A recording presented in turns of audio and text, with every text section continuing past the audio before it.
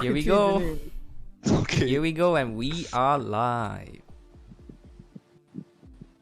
We are live. And we are live. Hello, Sakura. Hello. Our long lost teammate. Our long lost brother. See him anymore once we started playing Apex. Sengi, I need your help. Could He you teaches, send me that's the why. link to? Could you send me a link to Trello? I really can't type anything. Wait, what? I told you I ripped out all the What? keys on my keyboard because that shit's dusty. Grim in a nutshell. Do you want me to use the WhatsApp to send you? On my phone now. Nah, Yeah. I'll use my second screen. No, because if I touch Discord, it will mess up the cams here. Okay, then I'll just kill you later. No, kill yourself, man. You decided to do this at this time, man. It's obstructing the one button that I need to use, and that's my enter button, bro. Good job. Good job. Anyway, hello everyone. Welcome to podcast, episode 3. And today, Card not found. The fuck. And today we have Quackofhumanity with us. Hello. So, would you like to introduce yourself? Hi. I'm Quack. My real name is Imran. I'm a really old friend of Drawer, Eric, and Grim. I met Grim back when I was still studying in Malaysia. I met Drawer through his father, and I met Eric through Drawer. Sounds weird. What? Sounds wrong, but What? yeah, that's true. I mean, true, bro. It's the truth. Yeah, that's the truth, bro. Wait, You know okay, what? yeah. Yes. We scattered across the galaxies to find the most weirdest people and called it Soul's Ignition. That was the old clan name, by the way, in PS3. Eric started it. I mean, Yeah. Eric gave the name. think I can't English today. He's big brain. He's big brain. The big founder. He is the Steve Jobs of the souls. Now the souls are just He's souls the- are just damned to hell. He's the brains of the group. He's the brains. He's the brains. You're the brains. We're all the brains. Brains. Yeah. Brains. So, how are So you doing, Quack, Quack? if you could come up a phrase for yourself, what would it be? Like to like my catchphrase or like a phrase to like um It's just Stop counting, just a phrase for yourself. hmm. Just a phrase to introduce yourself. I mean, I'm thinking of the word that I can't say, but only Quack can say. Shut up. Remember that sentence when we were playing GTA? You exploded the car and then you said a specific sentence. Oh yeah, That's a very sensitive word. I'd rather not. It's very sensitive even for you to say, so just don't say it. But let's just say, guys, it is I'm gonna say it in the legal way. Praise the Lord. Praise the Lord. No, not praise the Lord. It's like, Lord, why you never holy us? I don't wait. No, wait. What? Isn't that what it means?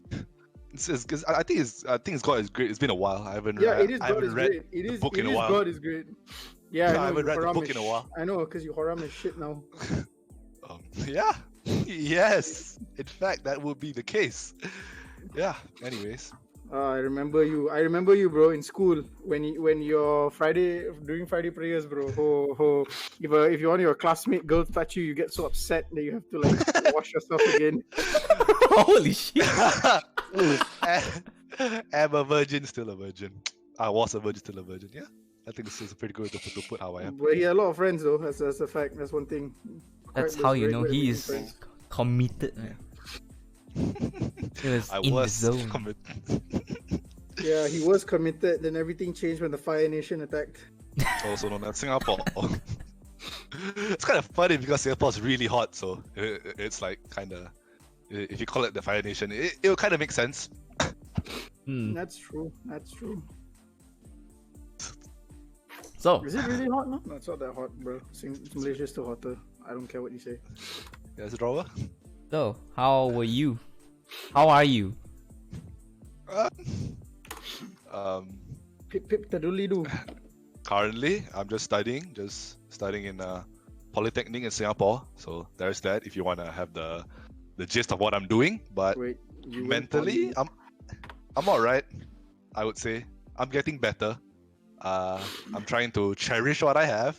I'm trying to think about the good times. Try to learn from the bad times, and I'm just doing alright. You know, I'm trying to reconnect with old friends like you guys. Mhm. Trying to reconnect with your ex. No, we do not talk about my ex. No, we don't talk about that, bro. Let's stray away from that. All right, let's stray away from that, because that shit. What? I would say life's pretty good. Life's pretty good. I got great friends like you guys and some other people. I got a great family. I just injured myself recently. Yep. In case anyone's wondering, he flew off a bike. Hope it's pretty terrible, but you know, it allowed me to connect with my friends online, which is a pretty good way to connect. You know, never thought of it that way, but here I am talking to.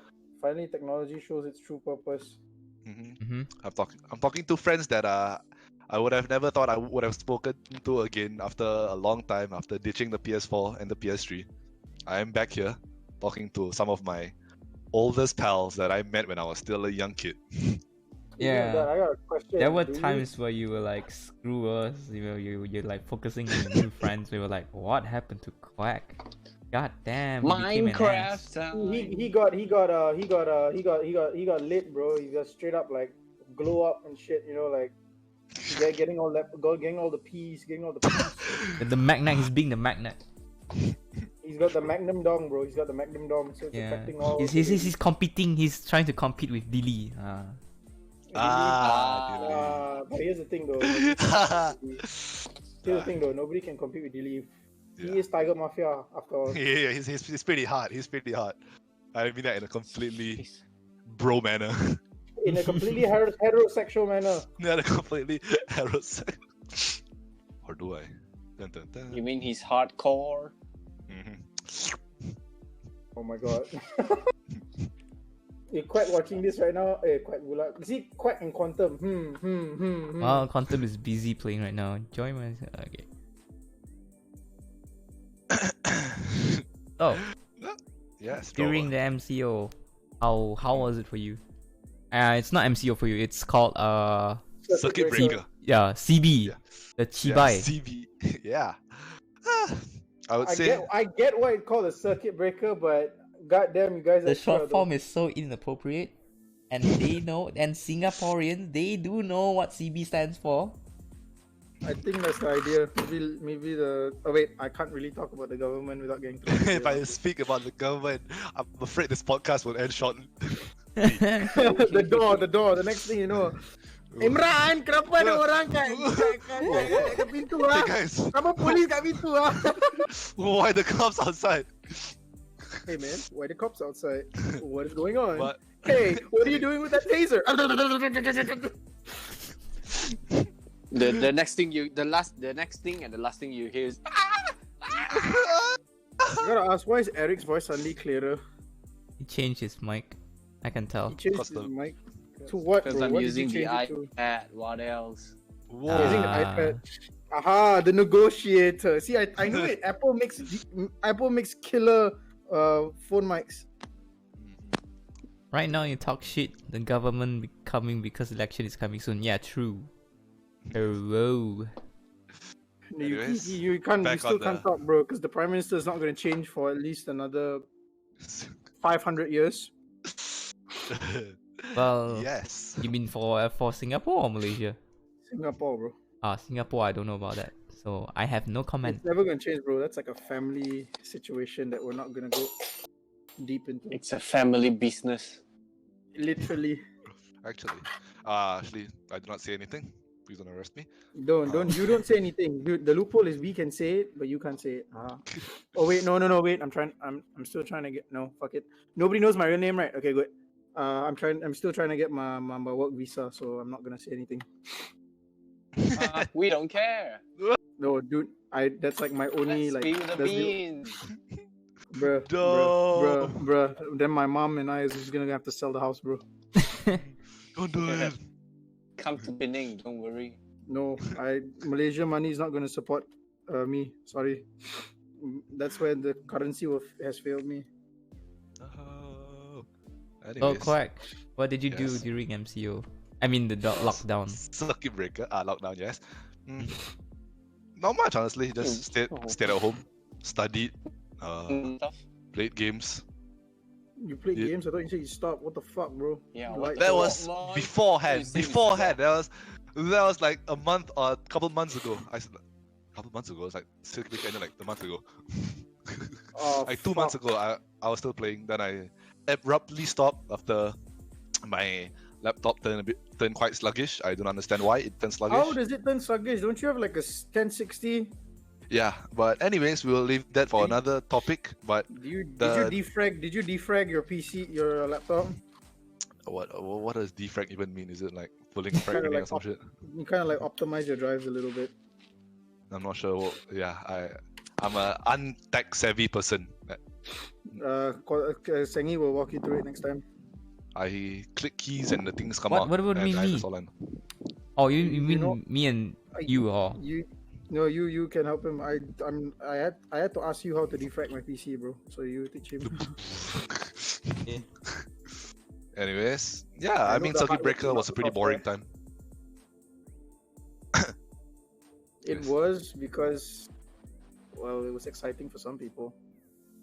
I'm a pretty, how do I say this? I don't usually stay at Outgoing. home. Yes, in the literal and in the metaphorical sense, I'm outgoing. I go out and I'm outgoing. I usually hang out a lot, and that usually ends up why I'm pretty broke most of the time. Bro. So like when circuit breaker happened, I wasn't surprised, but it really took a toll on how I did things, like my lifestyle, and I was pretty upset about it. But for the greater good of the people, I think the circuit breaker was a necessary measure, honestly. Oh yeah. Oh, You touched my tra-la-la. Ah, my booty fine. Bro, stop. What the fuck? God, my nose hurts. So what's the topic for today? Movies, apparently. movie. Again? Movies? No, What do it's you mean not again. We again? never even did last stream, bro. What are you talking about, bro? There was no Talking about- last stream, okay? We totally cancelled the stream. Why? Because everyone 'cause it's can't your make fault. it. Because it's your fucking fault. You fucking. You bloody bastard, bitch! Bad told you. Bastard! You bloody bastard! Bad told you. So well, yeah, shit happened during that time, and we can't stream, we can't do the podcast, and we have to postpone it to this week. Originally we it's postponed Green's it to fault. Sunday, Because it's and Green's fault. It's Green's fault. we What the fuck? I was almost there, can't you do the idiot. podcast today. Thanks to I Green. almost couldn't. Bruh. See? I told you, see? Hey, Ladies guys, and let's gentlemen, not point it's fingers, Green's guys. fault, I okay? postponed Ladies and fucking gentlemen, eating my Green dinner for here this shit, bro. Hey, Be guys, grateful, you all fucking. the Let's freaking stop time. pointing fingers. We're all friends. Fuck you. It's your fault. It's my It's your fault. fault, Quack. What It's do you your mean? fault. You can't blame me. I'm Ladies and injured right gentlemen, now. Quack I- here is the real trouble. You can't blame a disabled man, man. Whoa. I used the handicap toilet now. Bruh, what the fuck? Bro, you the- okay, man? You're taking some of that hard drugs, aren't you? No. Me, I know. Please, bro. Alright. The I don't get arrested yet, bro. What? What? What? So, Anyways. Quack, how do you take on movies? Like, do you treat it really serious? Do you Or see you're it as just a, like man. you're just like the rest of the world and just sort of just like watch it, because like What's Like a what's theme your park take on movie. film Yeah. industry? Depends on the movie, honestly. If I'm watching like how do I say this? A movie that I know like requires like proper thinking and actual like, I don't have dissecting. Okay, scrutinizing. There we go. If like I need to actually pay attention to it, like actually like psychological thriller kind of movies, like Bruh, one that can come to mind right now. Psychological thrillers are also shit nowadays, so I'm gonna. yeah. Because it's your fault, man. Because it's your fault. You're fucking One that comes to your mind fault. is like Shutter Island, the one with Leonardo DiCaprio, I think. But if Yeah, you're the talking about like currently, a lot of blockbusters are very like, for me at least, when I watch them, the current blockbusters are the highly rated or highly anticipated movies. They're not movies that like require a lot of paying attention to, at least for the average They are- moviegoer like they- myself. They feed information to the viewers, so the viewers don't even have Yeah. to think. It gets boring at some point. That's why I was like kind of tired of Marvel for a while, and then Avengers, like the last two came out, and I was okay again. But now I'm done with it, lah. So like when it comes to like movies that are based around like comics or like a book or cartoons, like if I were maybe like Transformers. maybe like the Transformers and like Justice League and all this sort of like, and Star Wars and all these things, Justice League. like It's because Justice I League. know you guys are fans of like DC and Star Wars, so for those sort of movies, like I've never really read comics or watched cartoons, so I don't really know much about them, so I can't really form my own opinion about them, because No, like, you don't need to. Is you judge the film as it is, bro. Like you judge the film as it is. That's the whole point of a film, the film media. You're not supposed to have any knowledge of like the comic books. If you do, it just makes it better. But the film is supposed to create a new interpretation. That's why I get pissed off when people are like, "Oh my god, it's not comic accurate. It's not supposed to be. It's an interpretation, man. It's supposed to be original." yeah, you're right. Oh, to me, Okay, on that boss. point, to me, right? There is a certain level where you can't like change everything from the comic, the original source. If you change it, you basically destroyed the whole point of the story. Yeah, I get what you mean. Like I agree with that, but in which aspect are you talking about specifically? So let's say like 'Cause, wait, it's hard to give an example Cause, like cause on the spot. it's a yes or no question. I just gotta know which like area you're coming from. Then from there I know like what you mean. Because there's a gray area for that. There's like a Yeah. there's a it's really just depends on So what I'll you're- just give you this. I'm 80% okay with them changing the source, and the rest is like no. which is the rest. Which is that 20%. 20%? What's Yeah, the what is rest? that 20% specifically? Like the base premise of the story or what?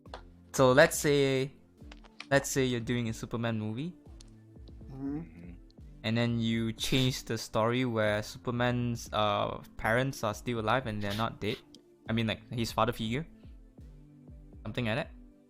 You get what I mean? Oh, No. Let's say Batman. All right, Okay. his parent didn't die. Now that's a no. No, that's something you can never do. That's because that literally motivates his entire like crusade. Yeah, it's gonna change the whole plot. It's not just gonna change it, bro. Batman doesn't exist. It's already been like discussed in so many mediums. yeah. If that ever happened, Batman would have never existed. Yeah. So I mean, like that's my point. Yeah, in that aspect, yeah, correct lah. Like basically the origin of a character can never be changed. I don't mind how he ends up there. It's just gotta like have the same sort of conclusion. For like example, Spider-Man's uncle, like how he dies, like he dies from matter. a It doesn't the matter first- how he dies, but he is the key person to die. Yeah, he has to die. That's the thing. Like, if He is the doesn't die, key then there's no point. person that Spider-Man exists. Yeah. Yeah, Look at Spider-Verse. into Spider-Verse. Yeah. Right. That's how they take his uncle role, the character. It's interesting, but it's kinda you can see it coming, but yeah, it's good. It's okay. Spider-Verse. Into the Spider-Verse, the Miles Morales, Oh, Miles Morales. The uncle was the the bad part guy, of the right? villain. Yeah. Yeah. Mm. I Prowler. mean, like we can tell, we can see it coming, but hey, it works. You know. Yeah, no. I mean, his uncle is technically Prowler, even like the ultimate comic books after like Spider-Man died. So it's quite comic accurate. That is Yeah, actually I a mean, really like, but comic accurate. I don't really know the original story that well, but in the movie Yeah. sense, you like, I can see it coming that makes Prowler sense, is right? his uncle. Yeah. Yeah, cool. Because he was like weirdly rich, while Mhm. like Miles's parents were literally suffering, and then his dad's like going on about how Illegally being rich. Now that's a stereotype. Whoa! Whoa! Come on, We don't do Eric, that. come We don't on. do that. We don't do Eric, that. what the Black hell? Lives Oh Matter, my man. god, we don't do that. Eric, come on, man. You're Come better on, than man. I didn't mean to, okay? this. Sure. You know, in Bruh. the future, you really can't even talk about this kind of stuff. You know, because everything Yeah, is the like so fucking sensitive. world. You piss off a particular community by just talking about it. And it's not even like that bad. No, not any particular community, bro. Here's the irony. Here's the irony of that. The community that's being spoke about probably does take it as a joke. Like they're probably laughing along because they know it's a joke. It's just these keyboard warriors and these warriors SJWs. who are pissed off on people's behalf when nobody actually gives a shit. That's the problem. Yep. SJW. Oh, that's extremely sensitive, bro. Just gonna that can get in trouble, bro. Guys, Thank let's you not for talk. Let's watching, not guys. talk We're about gonna this. end I'm gonna the get stream cancelled. now. Bye-bye. Yeah, I'm gonna get cancelled soon. Politically motivated podcast. Yeah. It's fine though. It's a fact. Most people agree with it. But then, like, where's the practice of free speech when you are going on your own free speech and then they will like attack on you? But they have their own rights for their own free speech, and when you defend yourself, they will be like, no, you are not allowed to defend yourself because you are trash, you are shit, you are a piece of shit. And what happened to the free speech? Like, What's this? We're, talk- We're supposed to talking about give the- opinions, but not like trash on one person. You get what I mean, right? At this point, we're talking about the land of sins. Mm. Objectivity is how do I say this? Is a very rare commodity in a time of ours. Or to put it into more simple terms, unbiasedness. Yep. In other words, people are just dicks.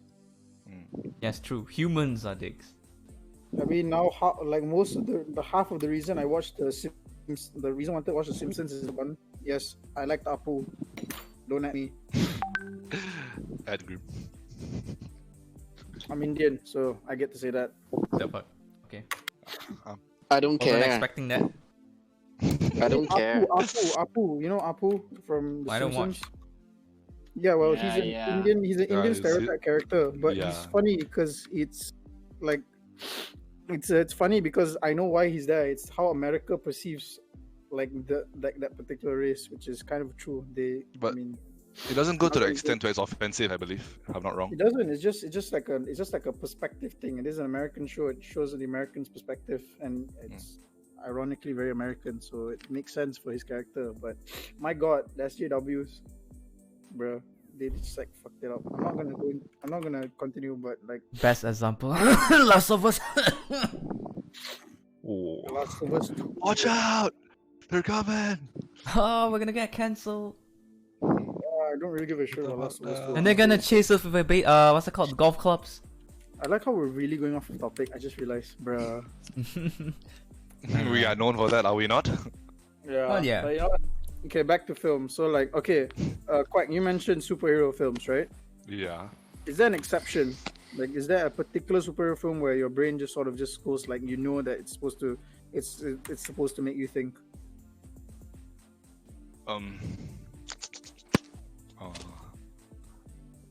I think if it comes to mind, like for me, like the whole like build up to Endgame, at least that's for me lah. I just had to like when I first started watching, like when they started building the universe from Iron Man and whatnot, I didn't see they were making it into something bigger. But then as I grew older and then they produced more movies, I realized there was gonna be a next one and the next one and the next one, and then I had to like actually think for certain things like what was gonna happen next, and eventually. I don't mean that thinking, but like I mean thinking as in like some sort of like message behind the movie, bro. Oh. Yeah. No worries. that's Go what on. Go on. Continue. It's okay. Yeah. Oh, sorry, bro. I'm an average moviegoer. Yeah, no, that's. I mean, that was like my question, lah. But continue. Yeah. Continue. Yeah. But if you're talking about like a message behind a movie, at least lah. I would say for me, like for me personally, I don't really, how do I say this, take much note of it, cause I believe the word you're talking about is like symbolism and whatnot, right? Not just symbolism. Symbolism is a whole different like thing. That's symbol. I won't ask an average moviegoer about symbolism. I ask about message, meaning like something that's obviously in your face. Like Iron Man 3 was about accepting who you are for accepting who you are. Like Iron Man You 3, mean like a lot of the people. Tobey Maguire's version? No, Iron Man 3. Iron Man 3. I heard Spider-Man 3. Iron Man, bro. What? Whoa, what now? Like, a lot of Okay, people go on. give, Go on. uh, Go on. Like a lot of people give that movie shit, right? But I loved it because it sort of gave Tony Stark's character up a bit of a first chapter closing of the book where he's like finally accepting who he is. Like, and then like for that, like the message behind that is the same thing for us, lah. Like we kind of just have to accept like we're nothing without like who we are. Like he was like half of the movie he didn't even use the suit. He was just using his brains. So like the whole message was like the man behind the mask is always the reason that the hero exists. Blah blah blah, something like that lah. Like that's sort of like obvious. Like you can tell, or this they're trying to like say, or they're trying to say this, they're trying to say that. You know, the message for what's it called, the Captain Marvel Was Is- non-existent. is Women are strong. Captain Marvel is super OP. You cannot reason with Captain Marvel. Captain Marvel is a greedy, strong Don't be female like character. Don't be like Captain Marvel. The real message is Yeah, it's Yeah, like, oh, that movie is the movie so was bad. underwhelming because it didn't hit the right notes. It's not like it doesn't like suck. It's just it was kind of bland. That's Yeah, it, it's like, what's the whole point of the movie? Is just to show how OP she is without any real characteristics and like, ah. Yeah. Now that you guys pointed out, yeah. Right. But to be The fair, first okay, the wait, first so- thing you so- see in the movie is like how strong she is without without becoming Captain Marvel yet, right? She has the power of the what's it called? the Tesseract. The Tesseract, okay? And then she was brainwashed and she was like OP after she was brainwashed, like in the squad. What's the name? There's no backstory of her. There's no No, Nova, Yeah, fuck it, I forgot. the Nova Corps. No, not Yeah. the Nova Corps, bro. She's not part of the Nova Corps. No. Star The- Force? Star Force, yeah, Star Force. I think so. the- It's uh, like- yeah. Honestly, it's who like- gives a shit? No it's- offense to the director of the film. Just the The film. it's the writing. It's the the way they writing, write the the characters. A script little was bit weird. really- Yeah, Yeah. it's It was horrible. like- man. lazy Yeah, it's in horrible. Marvel. Like if It's people like- thought people thought Iron Man 2 was lazy. Yeah, watch Captain Marvel, bro. That shit. It's was like good. you are supposed to establish who your main character is by showing Oh, like who, why, what, how, when, right? like the character has. You see, the character's superpowers have to like sort of like Relate, you know. not just relate. It has to like grow with the character. You know, Yeah. it has to become part of him. Like okay, like she's OP, fine. Let her be OP, but fucking show her being unable to control that power. Like just like she fucks up a lot with the power. So the whole film can just be about her like learning patience. Because the whole beginning part was intriguing. I gotta admit, like the whole opening was like, oh, you gotta learn how to like fight without your powers because you know you can't rely on your powers. But then she's like always, I have to use my powers. And then like as the film progresses, you just see like, why did she even need the training? She could just like literally just obliterate. There's so many loopholes in the film. Yeah. So eventually, the loopholes like makes it so uninteresting. You kind of just like, I'm just gonna And watch this. there's for like it. tons of plot armors. Plot armor. Can we call it plot armor? But like since it's already OP, but everything is like so the bland, plot you know. Yeah, no, it's not plot armor. You could say that itself is a plot hole because it's like straight up like, what's the point of a character then? What's the point of me watching this film? This character's OP, we get it. Like they wanted to show her OP in Endgame. Stick to showing her OP in Endgame. That was amazing. Honestly, yes. Like people hate like her character and the actress. Like some people do. I don't really care. But if you want to show her OP, showing her in Endgame was the fucking like. That would have been better. Like show that she wasn't as good in this film. Like she knows she's powerful, but she has no control over power. Like she doesn't know what to do. She has to harness that ability. That would have at least made the film tolerable and like interesting. You know, that means like even at the end of the film, she's still like wonky with her ability. She knows she has to like contain it, like and stuff. Like, but then like it's wasted. Okay, like that's fine. And like... she disappears. We know she knows she's coming back in Endgame. We know for a fact she's coming back in Endgame. And so Endgame showing her OP shows like her character development over the years already. That means that's what she leads to. So when the second film comes out, we're like, we want to see how she gets to like Endgame's level. But there's no point. There's no point for Captain Marvel 2, in my opinion, because like the first one already showed she's OP. So it's like, oh, she's OP for like how long already? I mean, she shot herself through Thanos' basically indestructible ship, bro. Yeah. Oh yeah. Like, bro, it's just pointless. It's pointless. I feel like they should like make the story where at first she's confident on herself, and then you break her down to the point where she's almost giving up, right? Then only that's what they tried to do. You saw that's that's how they are trying to do that, but they failed it. The execution is so bad. It is. It's just really. It's really like look at what's the latest Spider-Man, the actor, Tom Holland. Yeah, Tom Holland Spider-Man in the first Spider-Man movie. That was good. That was good. He almost gave up on himself, Yeah. And he actually pushed himself to lift up the fucking the pillars. You know what I loved about Homecoming? Okay, Homecoming has a lot of flaws, but this is the one thing I love. It's very essential because it's essential to the character of Spider-Man, especially this Spider-Man. He wants to grow up so fast in the entire film, and then by the end he realizes it's fine to just stay a kid for once. You know, like you're young, you don't need to have all these priorities. Just a superhero, but you can start small. You know, you don't have to like rush to like into things. And that's like one thing he does. Like for everything, he rushes into everything in the film, not just being a superhero, literally everything. So the film is about taking back, you know, in your youth, and that applies to the modern like the kids that exist. They want to grow up so fast. Yeah. The film's basic message: just take a step back. You don't have to grow up. Be a kid, because you're never gonna get these days back, man. Like that's the idea of this, like that film. I love that, and they gave him that Iron Man 3 sort of kick, like because remember he didn't have his suit. Remember Iron Man said, if you're nothing without the suit, then you're There's nothing no point at all, being a blah, hero. blah, blah. Yeah. It's perfect because it ties back to Iron Man's character. He understood in Iron Man 3 that he doesn't need the goddamn Mark 42. He just needs his brain and his skill. Because without who he was, he built a fucking suit with nothing in a cave. Let's remember that, right? The dude was able to do that. His own fucking like group of scientists, you saw the full movie, they couldn't build the suit properly. It took them like God knows how long just to rebuild the damn suit.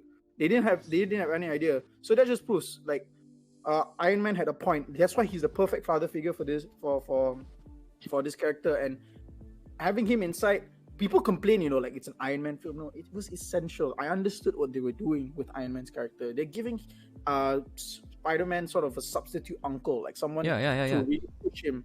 And so he uses his old suit, the old cranky suit that only has like a goggle to help him focus. Swimming goggle. It's actually, I think it's a variable goggle though. Like it helps him. I don't remember. Yeah, it's a variable goggle. It helps him like control his the sensitivity of his. I don't know why they call it Spidey Tingle this time. I'm kind of upset about that. But basically his spider sense. So like the fact that he was able to take down Vulture and like in his normal regular handmade suit proved the point that his character development was good. And then comes the second movie. Oh, I didn't watch that one. Second movie, there's like a very fundamental problem with that film is that he doesn't have a goal. Like he doesn't really have an end game for that film. You know, he doesn't. There's like, I don't know what he wants throughout the entire film. I'm just sitting there. I'm like, what he wants? Okay, he wants to get Mary Jane. All right, he wants to like not be. He wants to not be Iron Man or wants to be Iron Man. I don't know what it is, lah.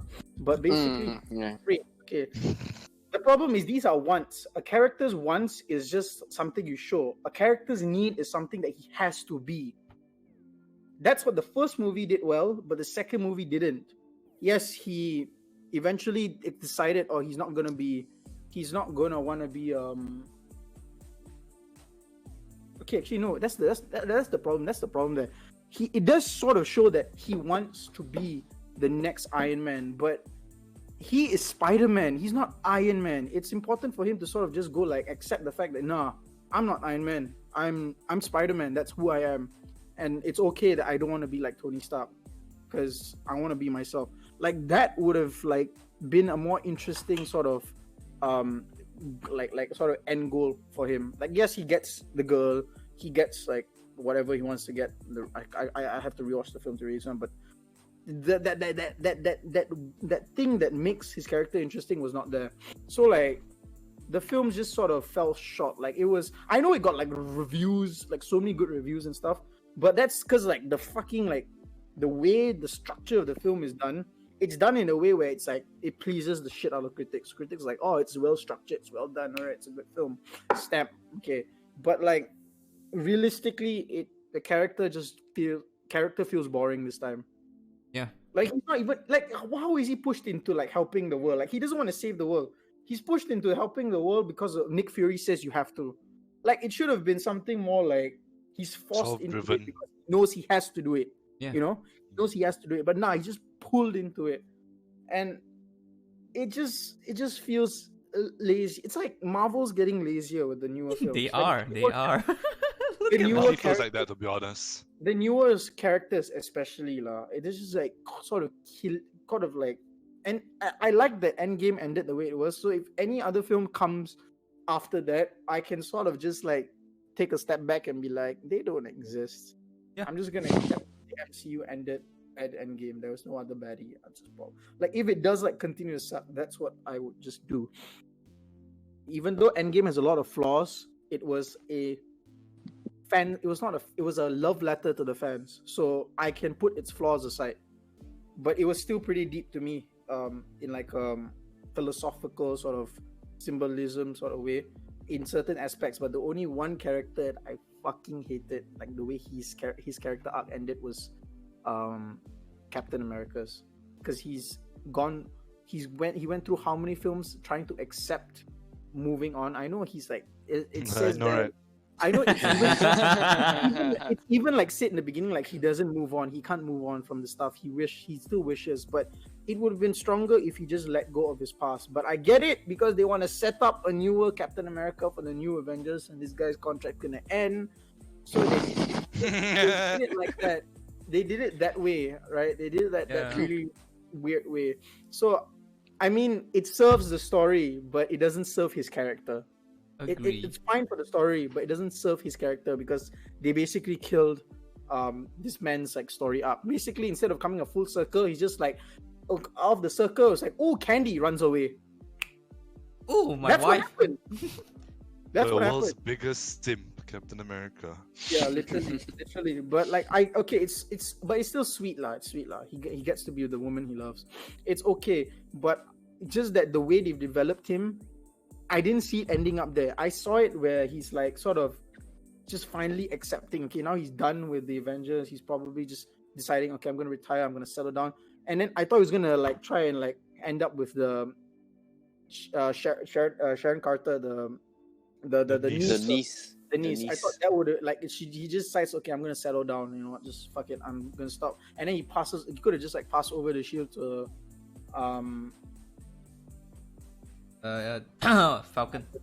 Falcon. Or like somehow maybe in the fight, like he lost a lot of blood to a point where they detect that the serum in his blood is no longer there, so he's gonna age normally. Like something like, let's say, remember he has this huge cut in his hand. When did you get? I know a lot of people miss this, but But remember that scene where Thanos was smacking the shit out of his His shield broke. His shield broke. Did you know that it wasn't the only thing that was busted? His entire arm was ripped open, like the middle part was cut open. That's why he tightened his shield, what? Yeah, he tightened his shield to close that thing up, right? Yeah. Like something like that. Like he lost a lot of blood. Like I would have liked if they said like after the fight he's so like worn out and tired. Like during the this one, like after, like instead of him sending it back or the things back or whatever, I don't know how they're gonna do it. But it would have been nicer if like they said, oh, you lost a lot of blood and we've done a transfusion, but we have bad news. The serum that was in your body that kept you like from aging is basically like gone or something like that. I know it's not like really comic accurate. I mean, there is some comic accuracy, but instead of like having him just suddenly rapidly age, his body is like the serum makes it like his body is frozen in time. So now he starts aging again, but not like rapidly, just slowly. So then he realizes, oh, he can maybe just like start living a human life. Blah blah. Yeah, at least. Nice. Yeah, he's like, okay, you can have the shield. Give it. That would have been better. At least he accepted moving on. Maybe But they plan to do that, but then because of screen time, they can't. it's not that hard to do, bro. Just have him like after the fight faint during the fight, and then he wakes up in the hospital. Like he's in a wheelchair or whatever, and then during a conversation, he just slips it in. He's like.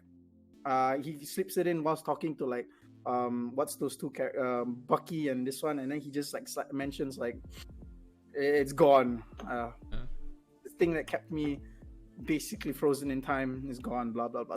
I don't know how to write really good dialogue, but could have just like slipped it in, and then he's like, I think I'm just gonna live the life that Peggy wanted. Blah blah blah.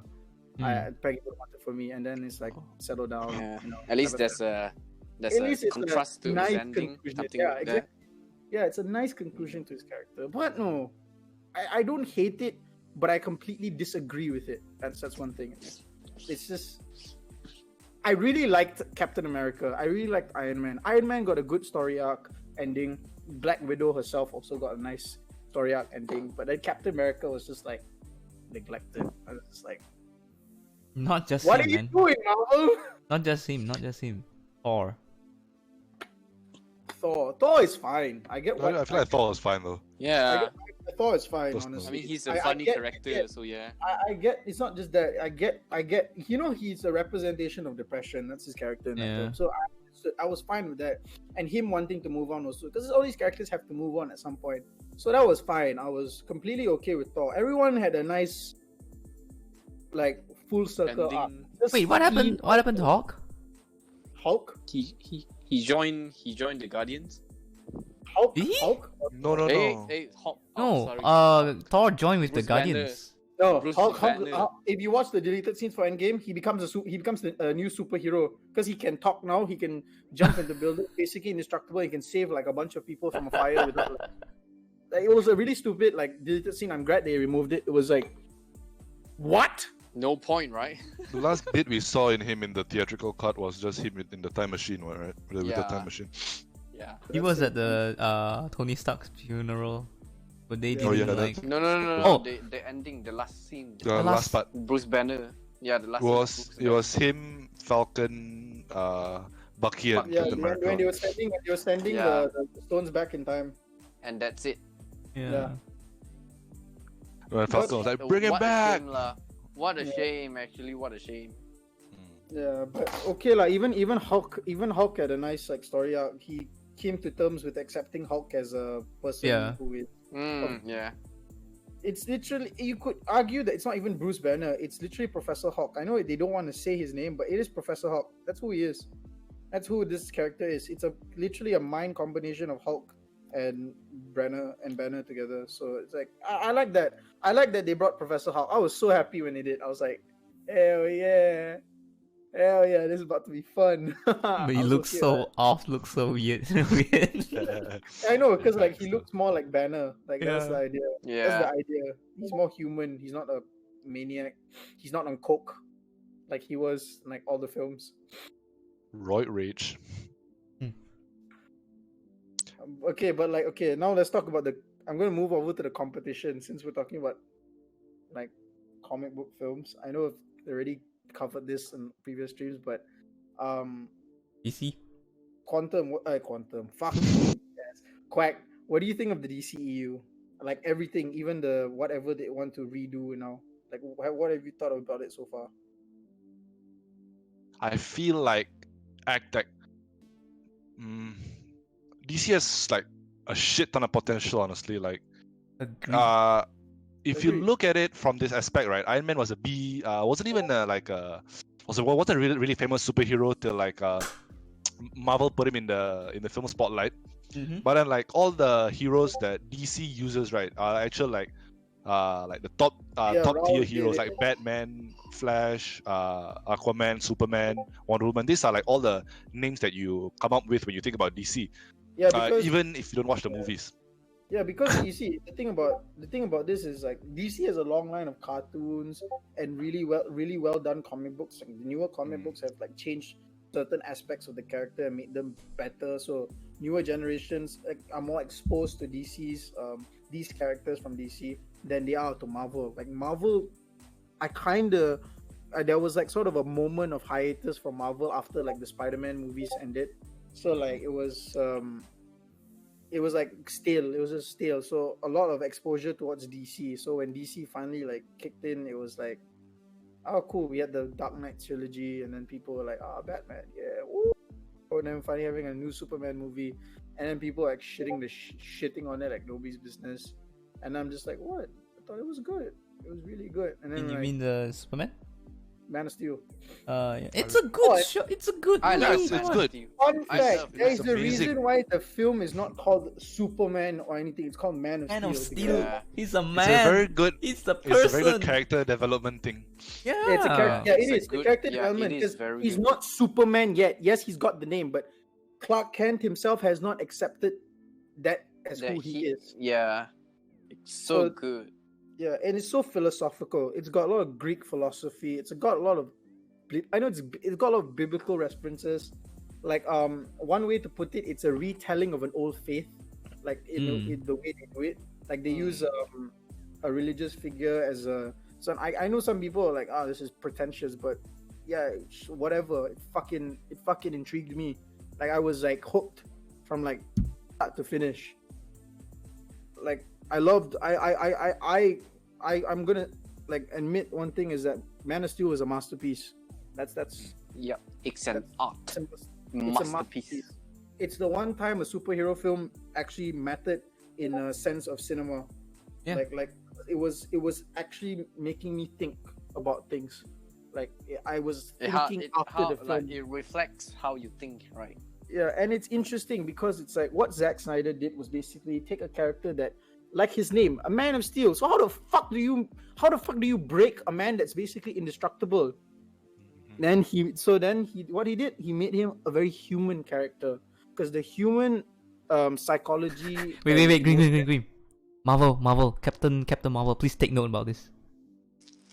Yeah. Okay, yeah. Please okay, take note. This is how you treat a super OP character in a movie. Yeah. Everybody. Okay, this is how This is how you do a super like powerful character, right? All right. Sending this message. And it's nothing to do with gender. I know some people. It has nothing to do with gender. I'm fine with super OP female. Look at Supergirl. Look at Power Girl. Fuck it. Wonder Woman. Supergirl. If it's Supergirl, I'll get into Wonder Woman later. But even the Wonder Woman movie, I have a problem with it. But it's still better than Captain Marvel like tenfold. Yeah, That's yeah. a fact.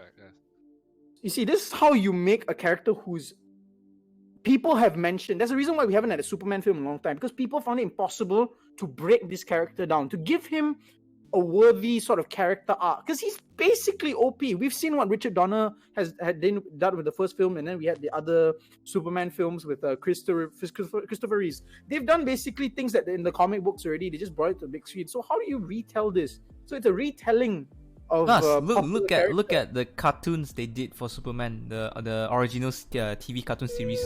They were like, it's close to Batman's cartoon. Hi Minty, thank you for the follow, appreciate it.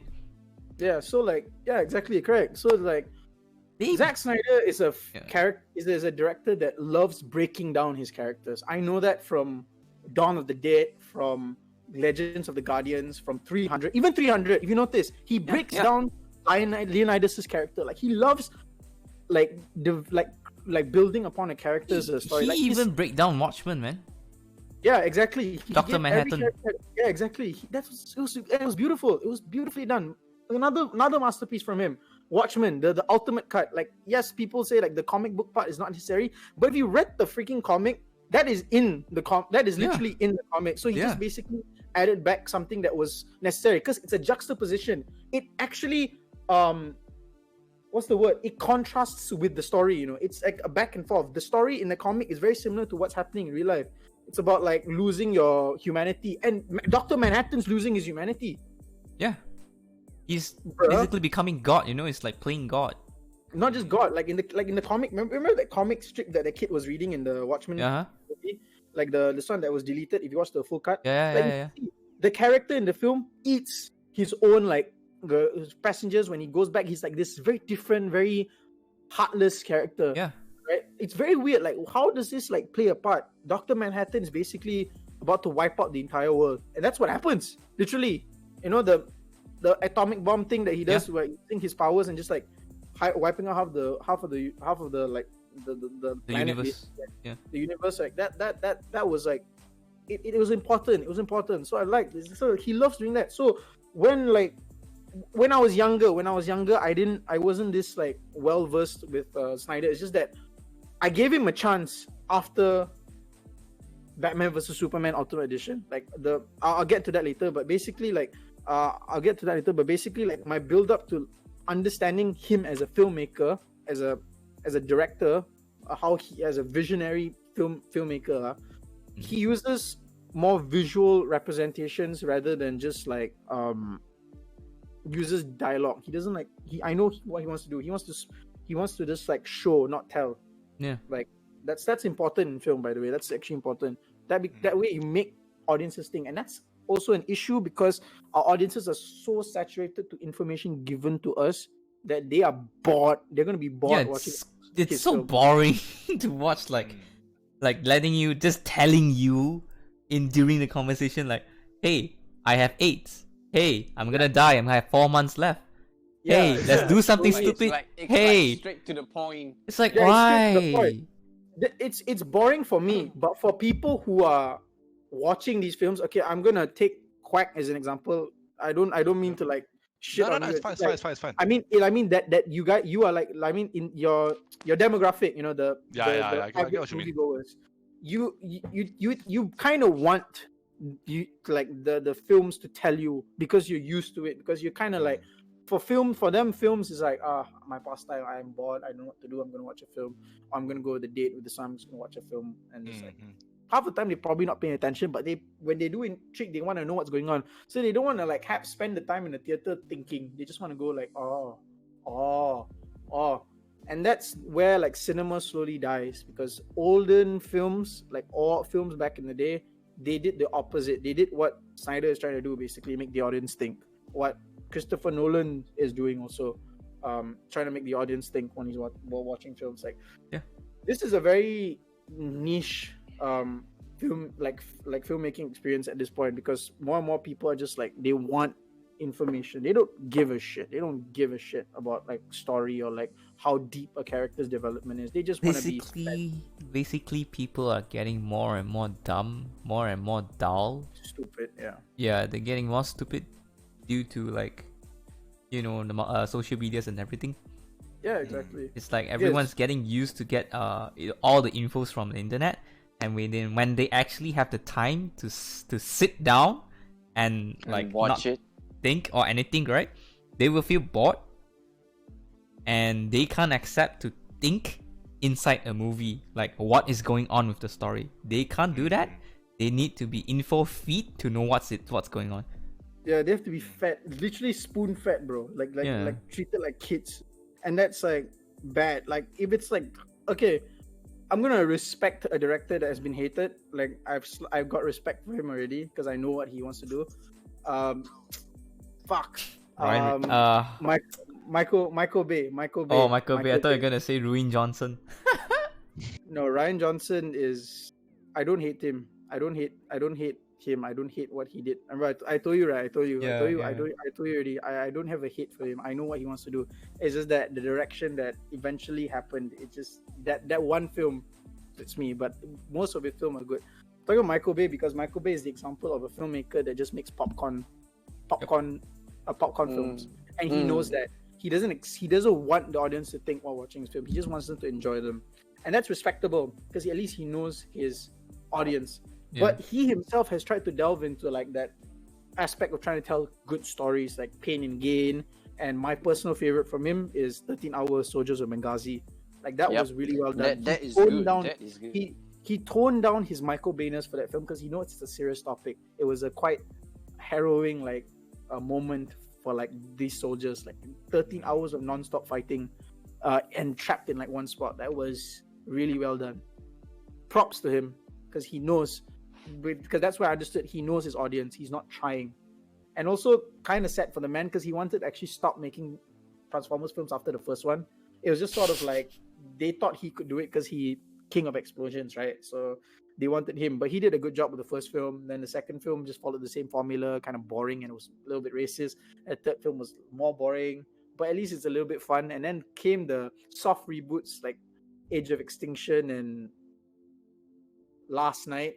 Is it Last Night? I can't remember how many. Something like that. I think something like that. The Transformers Last Night. Transformers 5. The last one. Okay, Where those Optimus two were Prime was evil and shit.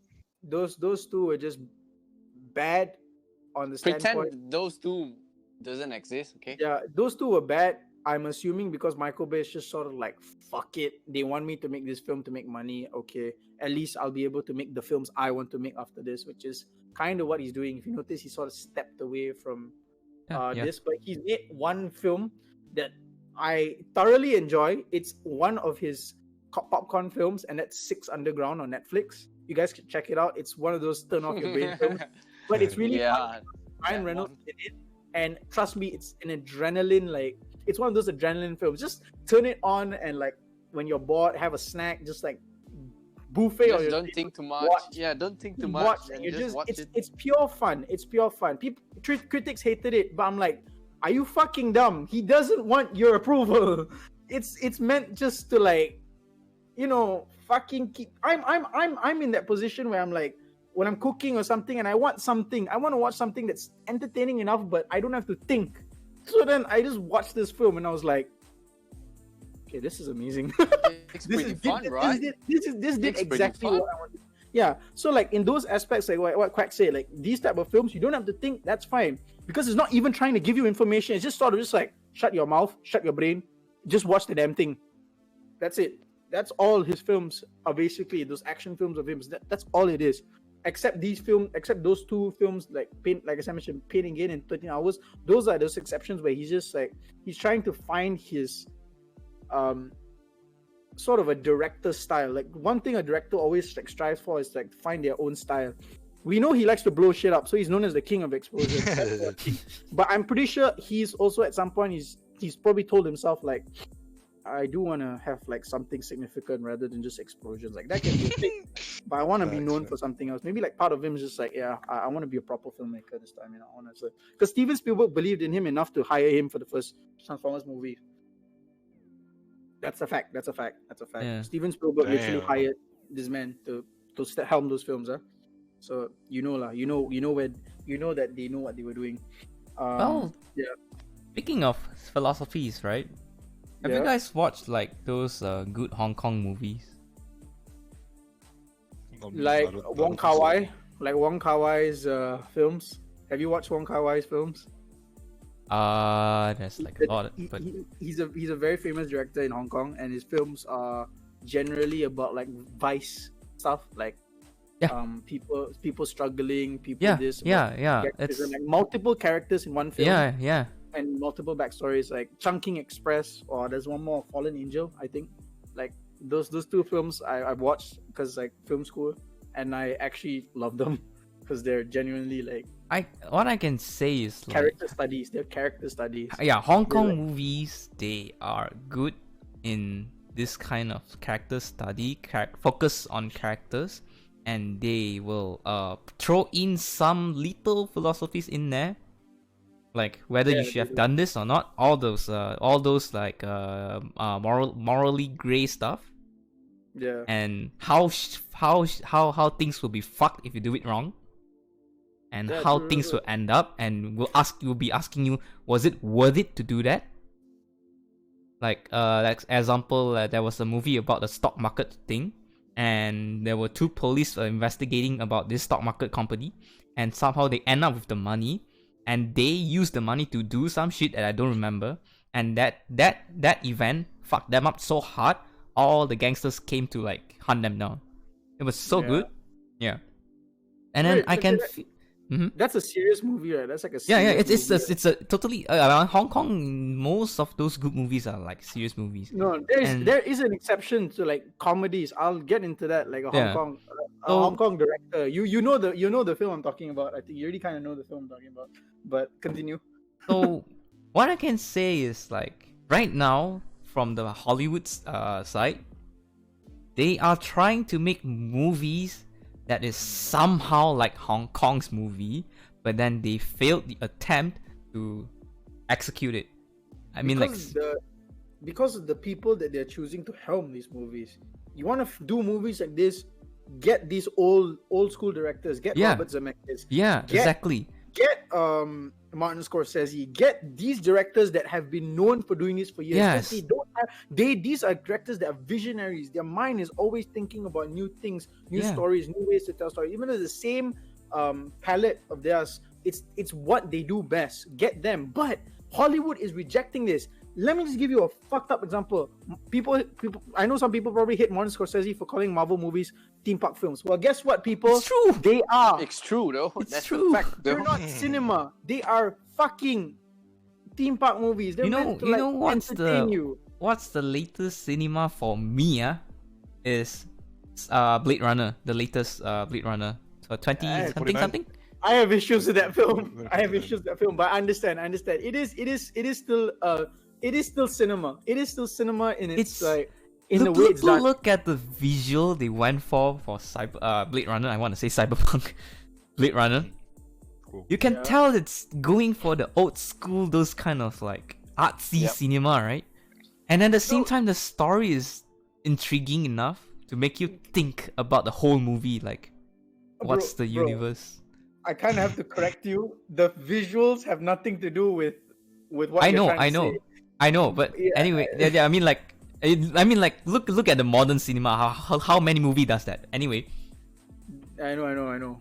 Yeah. Anyway, like the story, it's about Deckard, but at the same time, you are going through the story on the point of view of the Blade Runner. What's his name again?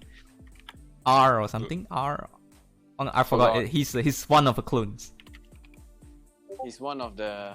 Well, what do they call the clones already? I don't remember. The Nexus 6. Yeah. Yeah, the Nexus clone or something. I forgot. Yeah. So it's like the story. Then it's like the how to say.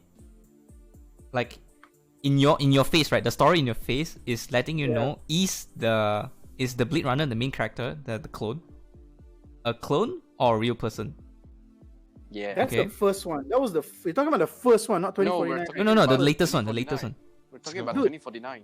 Oh, okay, because that's actually that's actually the. Yeah. It's somewhat same like Harrison Ford's character. Yeah. But But here's the thing though. That character is in fact a. They didn't give you an answer for that in the original they did. movie. Yeah, they kind of did, but yeah. He is I forgot what's it called. What's the clones called again? I don't They're remember. not called clones. They're They're called I want to say the Saints. Nexus. Nexus something. Nexus is the company that makes it. Yeah. Replicants. Replicants. yes, yeah, there we go. Replicants. There we Replicants. go. Yeah, the replicants. Yeah. So like, okay, the main character R, like R is it R? Fuck. Is it I called K, R? I K. think it's called R. think K. K. Oh yeah, K. Yeah. Okay.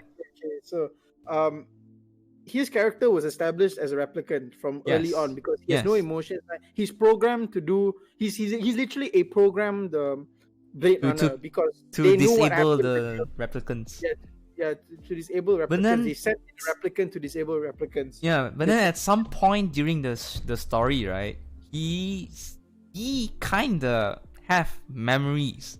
He kinda have Wait, like his own. Okay, I know, but did you watch the original? God, yeah. You watched the original, right? Yeah. Okay. Pay attention. Just pay attention to that while you're talking about it, because it's kind of a little bit of contradiction there. Because the idea of the first movie was to say that replicants are not just like things you throw away. They also have their own feelings. Yeah. and stuff. That's the thing. That's what I want to Yeah. say. So it's like how to say, like a previous, like, let you know what happened in the previous movie. It's showing you that do replicants have their own thinking, their own soul, When they become sentient. their own Their own conscious, thoughts. yeah. They're clones. They're clones with a shorter lifespan. That's all they are. Yeah. Clones with shorter lifespan. So in the story in your face during the Blade Runner 2040 is that 2049. 2049 is that is K the replicant Or a human or a replicant? Okay, that's the basic of the story. But then there's a story within the story. There is a question within the story, which is Joy. The AI. It's not called AI. A hologram girlfriend. His girlfriend. You could say it's an AI. It is technically artificial intelligence. So it's like you know what's going on with the story about K. And it's like, oh, he's actually the replicant. He has the memory of the Harrison Ford's daughter. I mean, the character's daughter's memory, which is actually the human. Wait, is it replicant? Sorry, it's like a replicant human hybrid. We can't tell. Yeah. That's the contradiction. It's like, so he's human. it's because of the original film's multiple endings. Yeah. It's like It three screwed different people up because director multiple cuts. endings, multiple versions. No, because but Harrison Ford's official answer was that he was a replicant. That's Yeah, Harrison. everyone is saying, even the director Ridley, he said he is a replicant. Ridley never just didn't want to confirm. He But he pissed so many did, people off. he did. He did, like, after how long, bro? After after the latest It's Blade like Runner. After It's the like 30 latest, years. because It's like 30 because years. because Dennis made it fucking canon that he was. That's why. That's the only reason. Fucking Ridley Scott had no intention of revealing it. It's just that now it's already out there. You can't say I mean, no. like, It's already... look at cinema now versus then. Back then, cinema, they would throw you questions and not tell you what's the answer. Cinema But the now is like, let's go A to B. Oh, we're at B point. Okay, end of story. No It's questions, like, no bam, nothing. It's bam, like, okay, bam, go straight out, to go buy your another face. ticket for another movie. Yeah, something like that. Yeah, Wait for the yeah. next movie. Wait for the next movie. Yay. I get what you mean. Like A to B, like you don't want a simple A to B. You want to not go when I get what you mean. You don't want to go from A to B. You kind of want to go from A to Z. That's what you're trying to say, right? It's like, yeah, it's like, You know why I say A to Z? A, B, C, D, E, F, G. You want all those middle things. You I mean, want- like, not like that, but in an appropriate way. I know you get my analogy, you know. You don't want A to B. A to B means starting, mid, and ending. That's it. There's no substance in between. Yeah, What I mean by A to Z is like you have substance. You have something. yeah. Yeah. That's It's like what we I'm want to saying. know why. We want to know why, how, when, what. Like Sengi mentioned just now. Yeah, Yeah. exactly. Yeah. Oh, cinema now is just like, sit down, enjoy the ride. That's all. Mhm. That's It's no, an art. Cinema is. then was an art yeah. for me. It Yeah. still Was. is. It's just wrong. It's just the fucking studios are trying to just. You mean the make companies, money. not the studio. The produce the what's that called? The publishers. The Bro, publishers.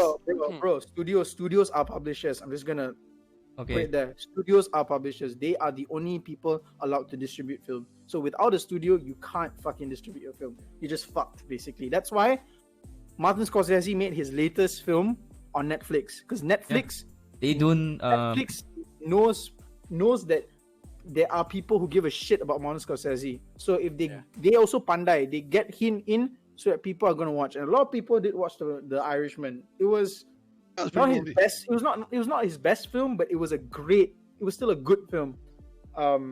3 hours long. It had like a resemblance to real life events.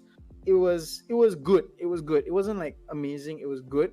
But the point is, like, it was still a Martin Scorsese film. Like, it was a film whose director immediately you knew it's Martin Scorsese. You don't even need to fucking know it's a director. Just show it to a guy. Let's say a guy like a person who has some film knowledge. Don't tell them it's a Martin Scorsese film. Just throw it there. Just turn it on. They see, like, within a few minutes, they're gonna be like, it's a Martin Scorsese film because it's obvious. It's like there. You see it. It's just there. Like because a director's style is also the way he tells a story. That's very important. But that's not being valued anymore. It's all about formula, and that's also another problem with the new Star Wars films. No. Oh hell no! No. Particularly episode 7, episode 9. I'm not gonna touch episode 8 because I'm in a gray area with that one. That film at least 7 was different. Episode 7 7 was at a least remake. different. It is 7 a remake. I mean, No, it's not a it is remake, bro. It's not. Episode 7 was no, dude. It's not that. Episode 7 at least tried to be different. It tried to deviate. It tried to be original. Okay, yeah. It tried to be original. It tried to be original, but it's following the formula of A New Yeah, Hope. the formula. Yeah. No, that's episode 7. No. Yeah, we're talking about episode 7. We're talking about episode 7 lah, mother. Okay, bro. No, I kind of want to forget about the fucking sequels. That's why. Sorry. Episode 8. Episode 7 literally used. Okay, here's a fact. Episode 7 used the original script idea that George Lucas has for New Hope. New Hope, Luke Skywalker was supposed to be called Star Killer. He was supposed to be a she. It was supposed to be a she character. So what they did was just take the blueprint of that and they rewrote like a bunch of stuff and they just slapped it on and made it like it was fine. It was fine, but let's be honest, it wasn't like rewatchable. It was just for the first time after like how many years of no Star Wars, it was hyping enough. It was hype. It was just because of the hype and nostalgia. It was enough to drive the films like hype, the excitement. One thing was 1 year, 2 years past later, you're just nah. You're just like watching. You're just watching it again. You're just like, you're not fuck. You're just like, yeah, this film is kind of generic. You don't go mad with it, but you don't get excited. You got mad the first time because then you saw this. They basically played on your nostalgia. They just basically exploited your nostalgia for it's the nostalgia. It's not a bad film. It's just formulaic. It's kind of not new, and that's the reason why Episode 8 exists. It was trying to be new, just that some questionable decisions were made in character. In some character aspects and certain plot aspects. The ones I'm okay with was that they were trying to make Rey a nobody in a story where bloodline was literally everything. They wanted an outsider. They wanted an outsider to. And it was just, it's significant, bro. It's important. It's important because remember these sequels have to be different from episode 1 to 6. It has to be. That's okay. They wanted her to be a character that is pivotal enough that she's a nobody to a point that she is still someone. She's gonna bring. The idea is to bring Kylo back to the light, right? So a nobody being someone to bring that person back to light, not someone who's like a family member. It's just because she's an outsider. She believes in the Force. She believes in good. So she sees good. She wants to bring that good back. That's important. That was fine. Like that way, what Rian Johnson was trying to do with the character there was fine.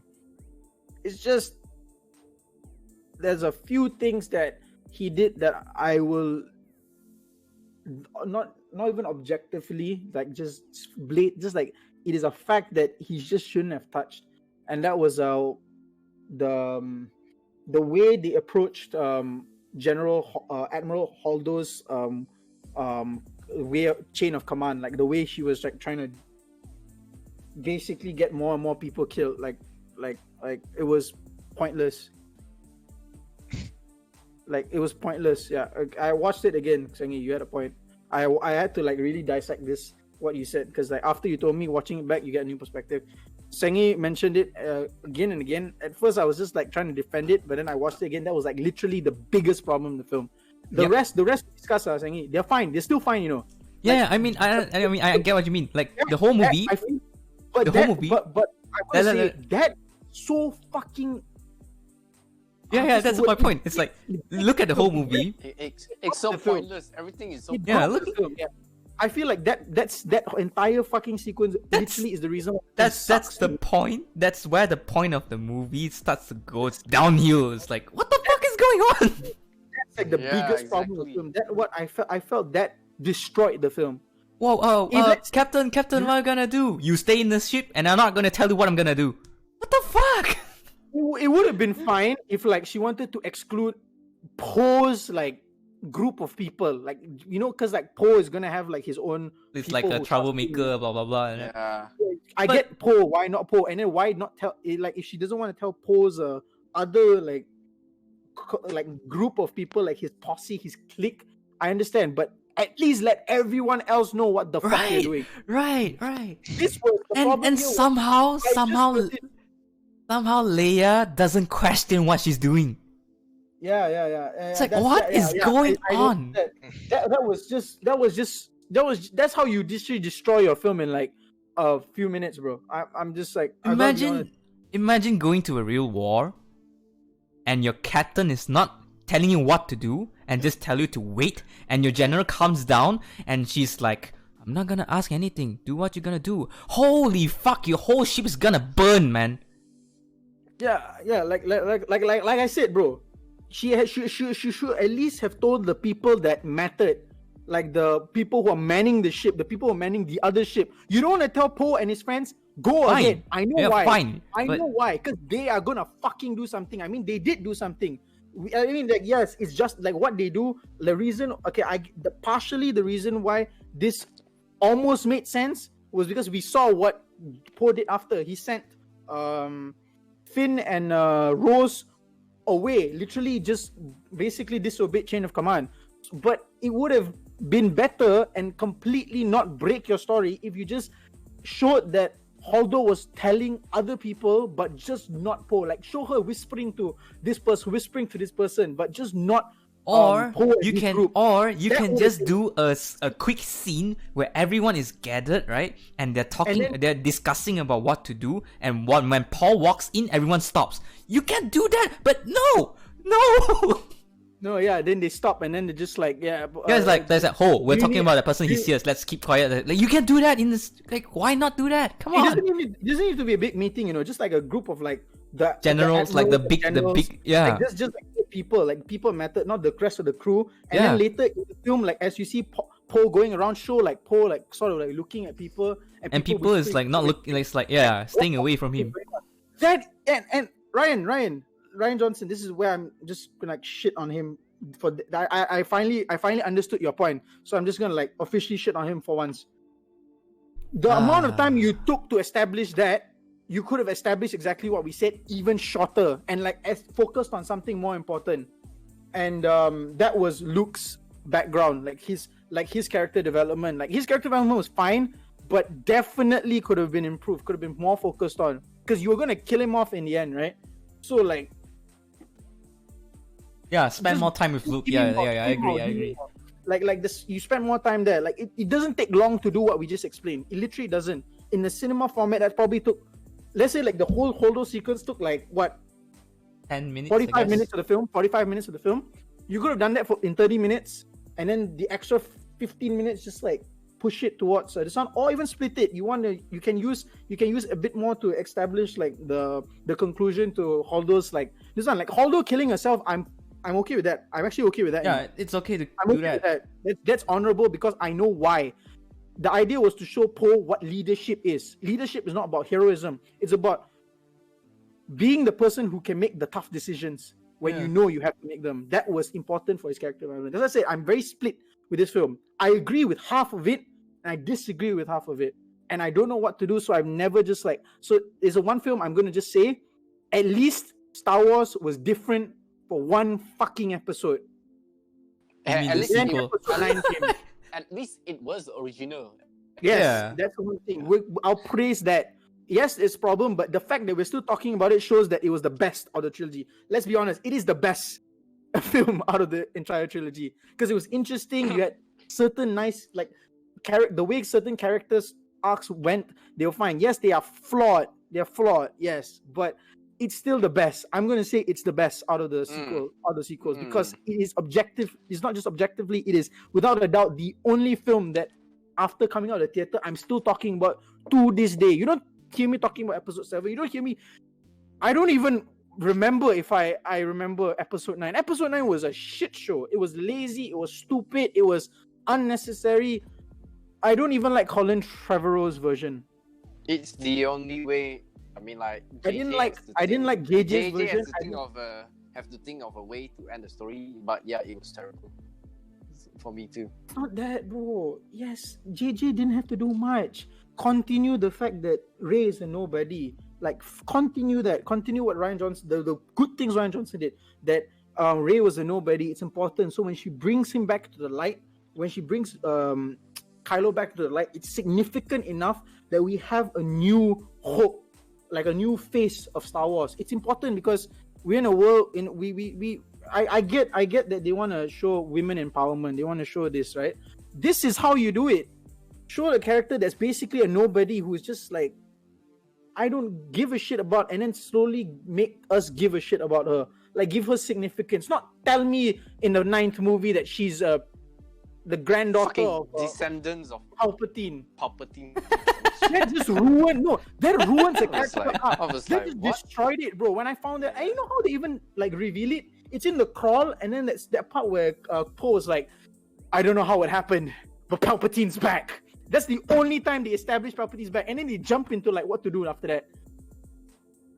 It's a lazy film. Lazy, So lazy bad. writing at its Yeah, finest. It's a lazy plot though. And the Like- and the icing on the icing on the cake The end game like sequence that they try to replicate at the end. Lack of brainstorming. There's no build lack up of- for that scene to make sense. Like I get there's a complete armada. Like okay, so what happened here, right, Sengi?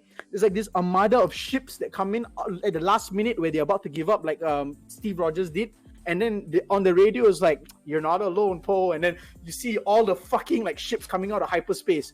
Like, yes, when I watched it first, I was excited, but I was excited because it looked awesome on the fucking big screen. That's a fact. It looked awesome on a big screen. But you watch it on a small screen and then you're trying to dissect it the second time, you're just like, there is no build up to that. Actually, I feel embarrassed that I got excited because there was no build up to that. It was just No I point don't watching feel anything the the second time. Okay, let me give you an example. I watched Endgame like 3 or 4 times already. I still get hyped at that scene because of the build up, because of what they've done in the previous films, how they built it up. It's done. The build up was so well that no matter how many times I watch those portals open, right, I'm gonna get fucking hyped. I'm gonna get goosebumps. Compared to Rise of Skywalker, that one time was all it did. The second, third time, I was just like, why did you ruin the one fucking film that literally infused it influenced my life? You guys know this. Star Wars is a big influence on my life. Like huge. It's like it's my like second religion. So I was pissed off with like the 9th film. I was not pissed off with the 8th because the 8th still had an essence of the like what I loved about Star Wars. The first and the third one just they were bad. First one was a bit bland. The last one was just horse shit. It was just horse shit. It's not even dog shit. It's not even cow shit. Horse shit. It stinks a lot more. Unmemorable. It's unmemorable, boring, uninteresting, disgusting. It's boring. It's an insult. It's an insult to Star Wars. Jeez, bro. Yes, it's an insult to Star Wars and to George Lucas as well. But thankfully, George Iger, who the hell is George Iger? Must be his brother. Bob Iger left Disney, and now there's a new CEO, and this new CEO wants to rebrand Star Wars, sort of like give it new. What's the word? New life. Breathe new life into the franchise, and they're getting Dave Filoni, who handles the Clone Wars and Rebels, and you guys know how amazing that is. Yes, exactly. Then they want to get Jon Favreau, who created one of the best fucking live action Mandalorians. shows. Mandalorian. Like it adds onto the lore of the story and just like gives us like so much more to expect. And then Taika Waititi's trilogy that's coming out. I'm excited for that. Like I like to see how Taika Waititi, the director for Thor Ragnarok, for Hunter the Wilder People, for Jojo Rabbit, he's gonna helm the next few Star Wars movies. And this guy values. Yeah. I mean, like, what's the next movie? We don't know yet, but he's gonna. They're not gonna reveal now. Obviously, they're just developing it, but they want him to do it because apparently he did. The last episode of Mandalorian he directed, right? Mm-hmm. He directed last episode, and then he also played IG-11. So it's interesting to see because I know he likes to put himself into his films. He loves doing that. So I'm interested to see how he does whatever this new trilogy is. And then they're bringing back George Lucas, the father of the series, is coming back. So all these 3 creators are going to basically be the 3 minds behind Star Wars after this, which I'm excited. They're going to bring something new to Star Wars. I want something new at this point. I don't want the Skywalker trilogy anymore. I don't want to focus on Skywalker. Although George Lucas reportedly is going to focus on Anakin, trying to retcon certain things about Anakin that he wish he didn't do in the prequels. Apparently he wants to retcon something, but he wants to redo it and do it better. I don't know what they're gonna do, but that would be exciting. That would be treason then. It's not treason. It's like it's not treason when you're in the creator just wants to rewrite something like that's Ridley for Alien. Oh no, Ridley. No, let's agree. That's different. Oh my god. Ridley Scott just was terrible. killed. Ridley Scott was terrible. Covenant was bad, not because it was just not because of it, and it's not like it was like just lazy, and then honestly the CGI destroyed it for me. When I watched it, I was like, why are they so stupid? Why? You already know it's wrong to go there. Why are you still going? Why are you still looking at the egg? Jeopardizing the whole mission. I wanted a Prometheus sequel. I just wanted a Prometheus sequel. Yes, give us Prometheus 2, please. I don't want Alien. I want to build I up, like I he love wants to build Prometheus. up It's so Alien, good. the Alien universe. He wants to build up the Alien universe. Don't do it in the fucking second movie. Straight up in the second movie, like The way they did it also is so dumb, bro. It's like they completely forgot that the first movie existed, you know. And I'm like, it's like what Sengi said, A to B only. yeah, Yeah. It's like Ridley Scott, what are you doing, man? You're just James Cameroning everything, bro. James Cameron and Ridley Scott, two directors I've lost respect for on the account that they're basically given up their integrity as filmmakers for money. It's a fact. Fuck you guys if you think otherwise. That's what they're doing right now. I haven't seen anything good from them. Even Terminator Dark Fate was bad. CGI was bad. No, CGI was good. Actually, CGI was I haven't watched it yet, but I watched Terminator, the Dark preview Fate of it. I'm like, was actually really crisp, really crisp. It's obvious CGI, but sometimes it crosses the uncanny valley, so it just feels a bit weird. Like it's too realistic. Like there's a level of realism you want to hit, but you don't pass the uncanny valley. Let me just give you an uncanny valley that they passed was in Rogue One.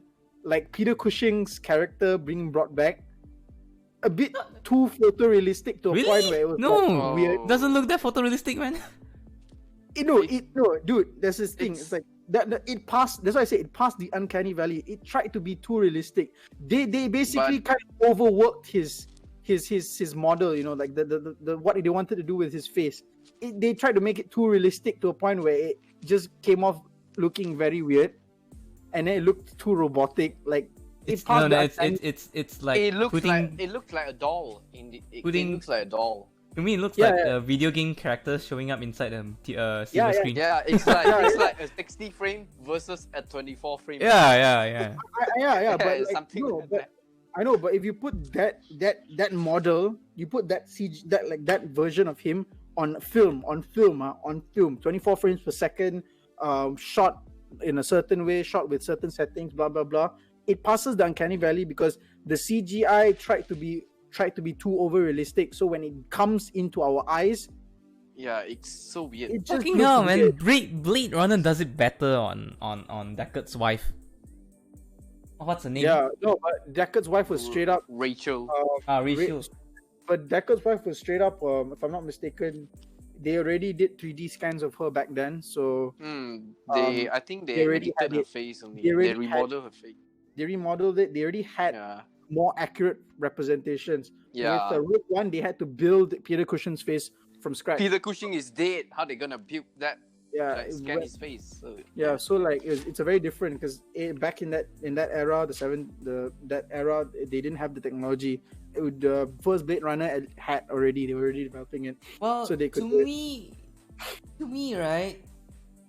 Just don't touch those like the actors that's already passed away. disease. That's already deceased. Just don't bother with them. Just keep that like. Just show the backside of the actor that somehow looks like the deceased actor, or just mention him. Yeah, Somewhere mention else. him is the best way though. Yeah, I just know, man. But here's it can work if they do it well. But in Rogue One's case, it was necessary for Grand Moff Tarkin to be there because Grand Moff it Tarkin was. was literally in charge of the Armada at that time. He's literally he's in chain of command. He's right underneath General Palpatine at that point. agree though, but they can do it. Like, why not just a comms call or whatever? Because then you see that's the problem. What made Grand Moff Tarkin like who he is as a character is that he was very silently menacing. So Yeah, when he talked, even though his face is straight, he gave off that vibe of like you don't fuck with this man. So having him on a voice call is not going to no, do not a that voice same- call, in the hologram call. Yeah, in Star Wars. hologram, but the hologram is still going to do the exact same thing, bro. It's No, not. at least you know it's a hologram rather than Yeah, but it won't. Like, again, remember I told you it has to serve the story, bro. It has to still serve the story. So it might not work. It might seem like a good idea, but then when No, you execute it, right. General It- Tarkov is just still makes okay. yeah. Princess Leia, that one is like the worst one. Princess Leia was just I felt it was like a Yeah. really bad fake. That one was Just bad. turn around. You're my new hope. Oh, I mean, good thing she only appeared for like once, just Second. one short Yeah. while. Yeah. one No, no, no, shot. no. Good Same thing. exact CGI was back in came back in Rise of Skywalker when Really? they showed Luke training Leia. Oh, that Oh one. That yeah, one. yeah. But here's the thing: Luke Skywalker's fucking CGI was better. Oh yeah, exactly. Really. You watch back. His CGI reconstruction was better than Leia's. I feel like Leia's was probably because Carrie Fisher never acted after a while.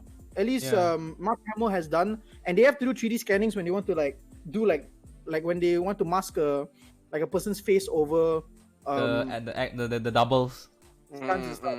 So I guess maybe they tried to do for Mark Hamill they did it, or I think they did it for I think they did it when they tried to model what's his name, Joker. Maybe lah. I'm not sure how they did Joker for like the Arkham games. But my point is like I guess they had resources for that already, but like I guess they didn't have resources for Leia, so they just used they just used photos, and photos back then weren't really like crispy and clear, so I guess they couldn't like 100% reconstruct Carrie Fisher's like look, because most of her photo references, if you notice, they're like heavily filtered, and she looks like A that. doll.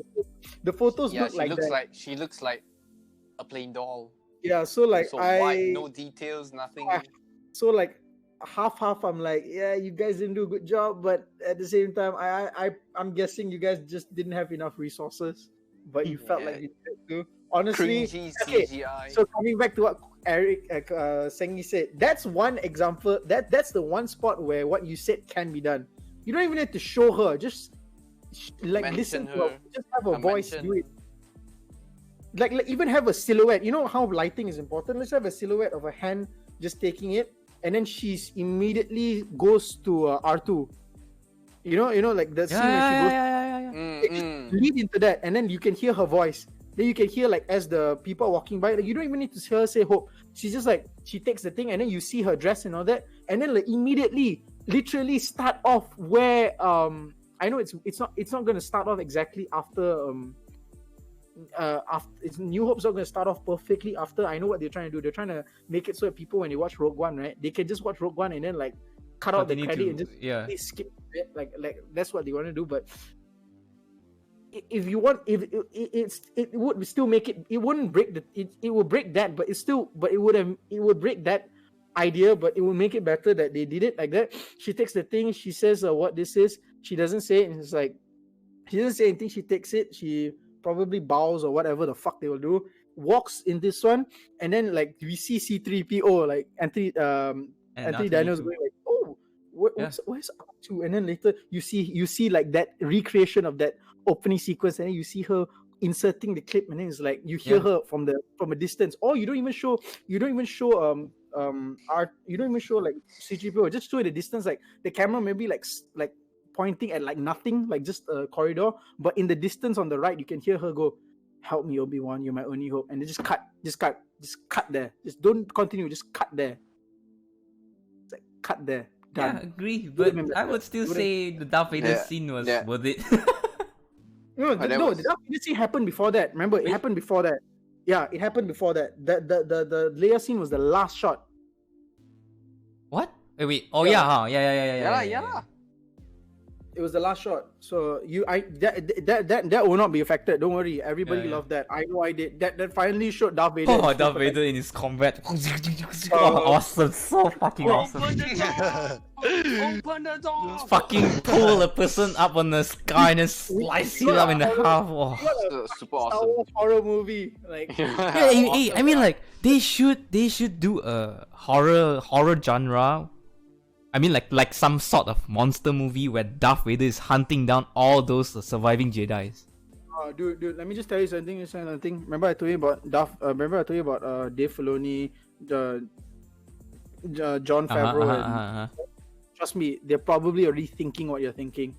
I remember I told you they want to try. They're trying to fix something with Darth Vader and Anakin. Yeah. So I'm pretty sure that what you're mentioning right now, they're probably gonna do at some point. Just just keep it, just keep the idea and like in mind. Like I'm pretty sure they'll probably do something like that because a It lot would of be fans. awesome though. Imagine you're like focused on the main character, the Jedi, the younglings. They were scared as fuck, and in the distance you hear. Oh man! How about this? How about this? They were talking, like they were like chit chatting and all of that, and then all of a sudden, you hear like lightsabers. One of them was stabbed by the lightsaber from behind. But they definitely can't show that lah. I mean, Well, Disney, yeah. but imagine, like, just it's imagine. something like, yeah, just imagine like it would be so fucking awesome. And it's then- everyone, it's yeah. But it would be cool. I know what you mean. It would be like super cool to watch to see that scene. Oh man. Okay, we're actually coming back to DC. So What? No, wait, no. Oh, God, okay. are you- So about this. All right. This is what I'm planning to do for the like a new section for our podcast. We will viewers. chat. I'm planning to do a Q&A session. yeah. So you guys can give me your questions in my Discord, which is here submit Discord. your questions in Discord. Yeah. We'll answer them. Yeah, we will answer them in the next podcast. This is what I'm planning to do. So this section, I mean like now, is from Sacresteel. The DC film, not in DCU continuity, Joker, the Batman, and favorite non-fiction movies, comic blah, Fallout TV series, blah blah blah. So I'm yeah, we can do that. So, okay, wait. Before we, wait. Finish first. No, I'm done. Let's So, hear from Quack. I just read. Yo, Oh yeah. what's the question again? I mean, like, how do you think? How do you feel? About the. What Wait, were we I talking about? Because I- I know you're like the average filmmaker. So how do you feel like sort of knowing that there's probably more to film, like hearing what we're talking about, or like whatever. Yeah. wait. Can you repeat the question again? I was busy with something. Hold on. Bro. Wait. Did Saka say something or? No. Well- It's like how do you think about what we were discussing? Because for a moment you were like really quiet. Even our stream right now is sort of like its own story because we started with asking what your perception of film is, and then we talked about how our perception. So And let's say we that- went on far off. We were ranting the whole way. Yeah, the rocket just skyrocketed out of Earth. But let's just Right. say Quantum Quack, you are the main. Let's say in this like story, you are the main character. So you're the character that's that's a average filmmaker. Now you're being exposed to like how we talk about film. So what is your take? Like how do you like think and feel after like hearing all of this? Like in general or like specifically any company Yeah, in or general, whatever you think about. Literally anything. General, you want to go deep inside? Also cool. That's what you said. Okay, I personally feel like coming off like what you guys said, because like even like all the specific details what you guys said, like I'm surely not gonna remember it, because like as I said earlier, I was an average movie goer, but then like one thing really stood out to me like today. It's just your guys' passion towards movie. Like there are people who genuinely appreciate the art of theater and everything, like the meaning behind it, symbolism and whatnot. But in a current time like this, if you're looking to make profits and all in a like, cause like at the end of the day, every In the business has one goal. statistic way, right? Mm, Trying to Yeah. say. business is just business. All you want to do is pump up ratings and get money. It doesn't matter how you do it. Like if you take for example like clickbait titles, like if you put something like really clickbaity, you can reel in so much fucking views, and that will just give you a shit ton of money. And as for movies, you just want to pump up the ratings higher and higher and higher, so that like more and more people will say, hey, no, my friend told me this movie was good, and then it will just go on and on and on, and their profits will just go higher and higher. So like they are still trying to stick to source content and everything. Like sure, they're not like But they're copying not favoring it. They're not Yeah. favoring it. they're not I would say like compared to old school film, like I would say really old school but like back then filmmaking, where they instead of like Drawer said, giving you questions instead of traditional film lah, basically. yeah, traditional film, instead of like spoon feeding where they will give you things to think about, like so you can like think about theories, think about what's happening, like think about the meaning behind it, all this sort of like good stuff. Like I would say people who like actual movie critics would actually think about would think about. Instead of doing that, they would just make things like very spoon fed. They make things very like, I don't know what's the proper term. They just make things very easy to understand. There's no hidden meaning. I would say there's no like, but there's not A meaning behind a meaning, you mean? Yeah, there's no like meaning behind it. If there's anything, it's all very surface value. Yeah. So they're taking like, I would say for the people who really extremely enjoy the movies and whatnot, they're ruining the experience for like some like avid movie goers who go into movies, want to see the meaning and whatnot, and they want to compare it with source content and all this sort of good stuff. Like they want to do that, so they're just catering to casuals. Like this thing can actually just be seen in a lot of a lot of fucking industries. You're talking about games, you're talking about like fucking movies, videos, and all, and like it's generally a lot of stuff. Like they're just trying to appeal to casuals. They're just trying to appeal to generally people who just go in to have fun, go in to like make the most out of their money instead of like going in and think about the stuff. Because like in times like this, a lot of information is basically spoon-fed. So when people go into things, they don't really expect themselves to think. So I personally feel like sure, it is good, but it could be better. And like hearing your guys' thoughts and rants and everything about like Star Wars, the Disney trilogy of Star Wars, and like the DC movies and whatnot, I really feel like there's a lot of potential to go from, but they're just really not like going for it. Honestly, that's what I think at least. I'm gonna quote something a lecturer of mine said. It is our job as I'm gonna, when I say this as me, not me and a whole, but like the community. It is a job of a filmmaker to educate their viewers.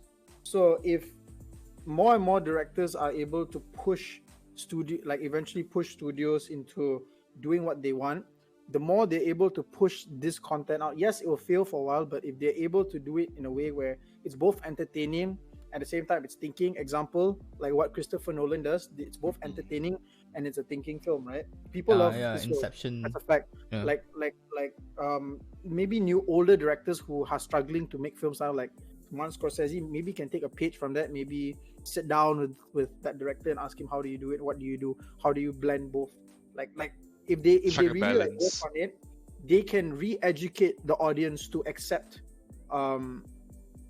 the idea of thinking while watching a film, because that in itself creates a community and a conversation can start out of it. People can start talking about more things, and we live in a very anti-social society now. Yes, so very, if very that true, happens, very true. people will be talking about films a lot. At least there's a common ground. So you go to parties, you can talk for films for hours and hours and on. And like us right now.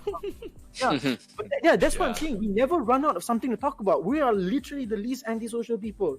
Like if you think about it, if you think about it, we talk a lot so much. We're like the least antisocial people. We always have something to talk about because of the love that we have for it. So inspiring that love into audience.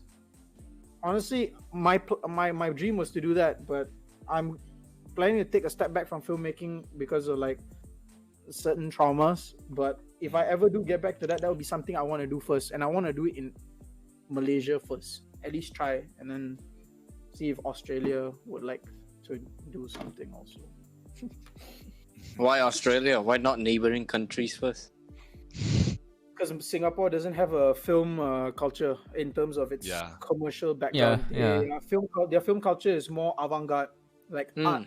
It's all art. So there's always a small community of directors. Maybe jump over to Indonesia, because Indonesia's film culture there is amazing, honestly. So maybe Malaysia and Indonesia, or I can't really say South Korea, but probably collaborate on something. But like that's like a dream that I won't think about yet lah, because I don't even know where I stand as after everything. But I still do love film, Like I do like at some point hope like I get the urge to write a script and then write a story, like do something like again, you know, like I want that kick to come back. I still want to do it. It's just I don't have the full push. It's just like a nudge at this point, but it's not like I need the push. I can't work with a nudge. So like, Hey man, sky's the limit, man.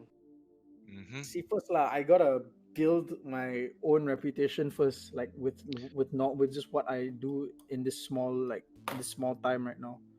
This particular job right now, so Rise. Anyway, moving on to like next part, DC's now. Before we get into like this, the next topic is DC films that are not in the DC EU continuity.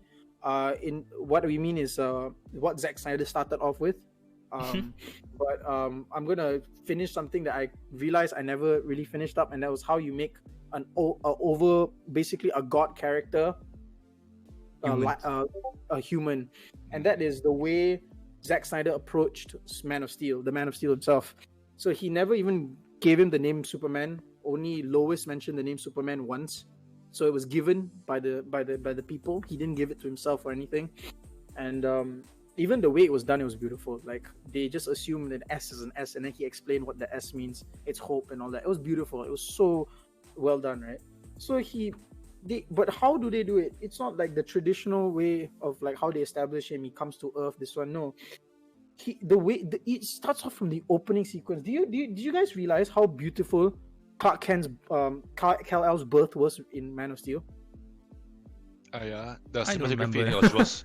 I just know for a fact cinematography was extremely well done. Cinematography. It's how the birth was so significant. Why Superman's birth was so significant to a point where you feel something just from the start was that when it opens up with what the film opens up with what the crying, right? The mother giving birth. It just starts there. Yeah.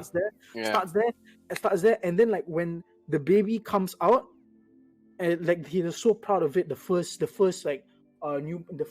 natural born child of Krypton. He's hope. And then the minute the baby cries, it cuts straight into all nature, the animals, the creatures inhabiting the planet, just like sort of like looking up and sort of just roaring and rising, like acknowledging something is happening, something big is happening. It's very symbolic in that way. Yeah. I still shake when I watch that film. I'm like, holy shit! It's like just minutes into the film, and I'm already like, yo. Yeah. That's oh. what happened to me. I don't really remember Man of Steel's opening, but you rewatch it, bro. After I explain to you how man. white you watch it, you're gonna feel like that feeling you had is gonna amplify, because when you realize how significant it was, it just feels better. It just feels nicer. That's why I love. Yeah, it happened to me during BVS opening about Bruce Wayne. Yeah, that moment is so good. It did it like so well. You feel the emotion and everything. Yeah. Yeah, it's so well shot, so well done. Yeah. It's visual. There was no dialogue. It was visual. It was You can feel everything, the pain from Bruce Wayne, even if you know the story for like how many years, repeated so many times. But the way it was done, it was beautiful. Yeah, it How was really beautiful. beautiful. And it was the following a coming yeah. from the score counts too. Yeah, the music. It was perfect. It was just. I just want to show it in stream, but oh man, the DMC is right. Can I? Let me try. Just do it, lah. We're not Just doing do this it, stream man. for money. We're not doing this podcast for money. We're doing it for fun, right? I think just lower the volume or something. Just No, in it's, case. hey, you have to play. You have to play the music. It's part of the Yeah, scene. but the DMC is right. It's worth it. It's worth it. It's still worth it, in my opinion. Okay. Like, Well, do it then. So let me search for it. yeah. So okay, while you're searching for it, I'll continue. So just from Man of Steel opening alone, Clark's birth is so significant that even nature is like feels that. Oh, It's like not. It's not the. Okay, wait. Let me just. Yeah, it's not just like it's not just a birth of a person. It's the birth of hope. That's like the symbolism behind it. It's so like well done in just like a few minutes, just in a few minutes. And then you have the normal things about Krypton and how they did it and all that. Even then, it was amazing. It's a very. Do you guys know Plato? You know the Greek philosopher Plato. Yep. Yeah. Do you know this book called The Republic by him? Yeah. it's a one. If you actually take the time to read it, I didn't read the entire thing. I read a particular page that was enough to tell me that the source material, the way this film is told in the way Plato mentions, the way Plato told that book. So it's very, very philosophical from start to finish. In fact, fucking BVS continues this. David and Goliath, you know, that whole David and Goliath thing that they're throwing with this one. It's literally a literal David and Goliath representation with Man of Steel. So like from that on, and then like his kid. Yes, people find like the dad's like motivation for how he did it, but realistically, as parents, we're kind of they're going to be protective of their kid, even if they're an all-powerful being. They're going to be protective. They're going to be restrictive to the kid, right? That's a fact. Let's talk about that's a fact. It's not like superhero parents where they're like, yeah, you can do great, you know, you one day you'll see your powers. Now, he was talking about holding him back because realistically, if people know that there's a being like this in real life, let's forget about just the film. If we had a real Superman, would we actually be happy or would we be terrified? Tell me that. Can you actually answer me and tell me a guy who literally can punch an entire building down, right? Just one kick and just take it down. Are you really gonna tell me you're excited and hyped? I would be scared out of my mind. No way, man. Yeah, I mean, like, this is how humans are. Not traumatized, I'll be paranoid, man. Because the thing that will run through my head is, what if he turns evil? Yeah.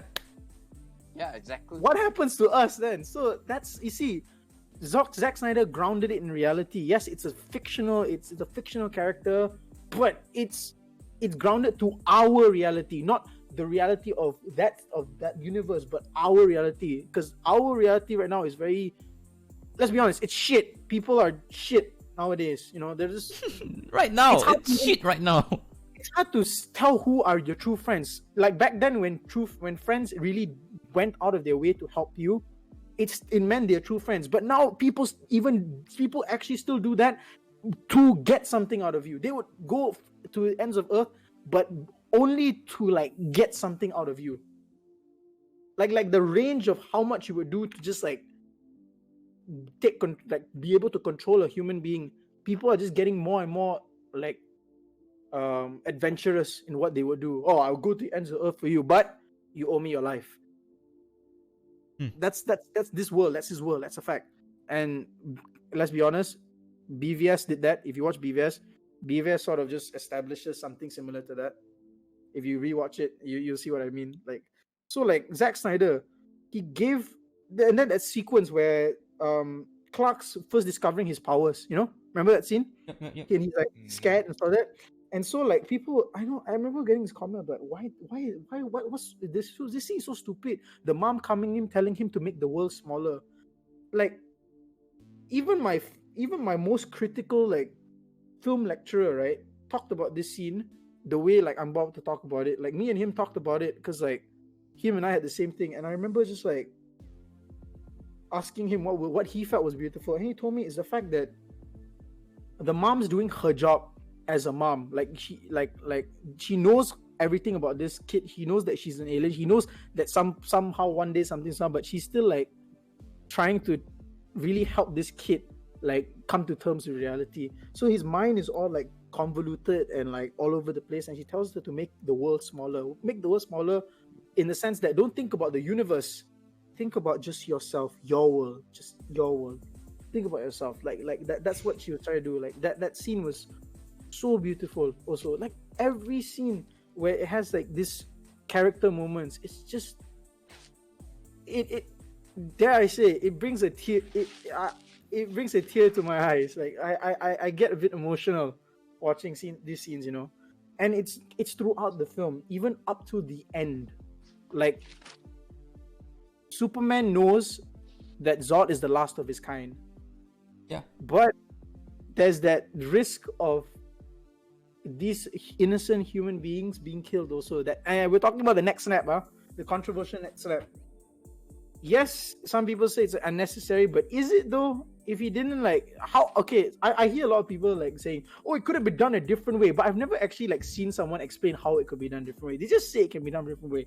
So what? He grabs Zod and flies away. Zod's just gonna come back and destroy the planet. So either way, there was no choice. Superman had to decide the Last of Us people or his new home. So obviously he chose his new home because he knew he had an obligation as a person, especially with what his father taught him, like the Kent father, the human father, not the biological father. But even then, both fathers taught him basically the same thing, if you think about it.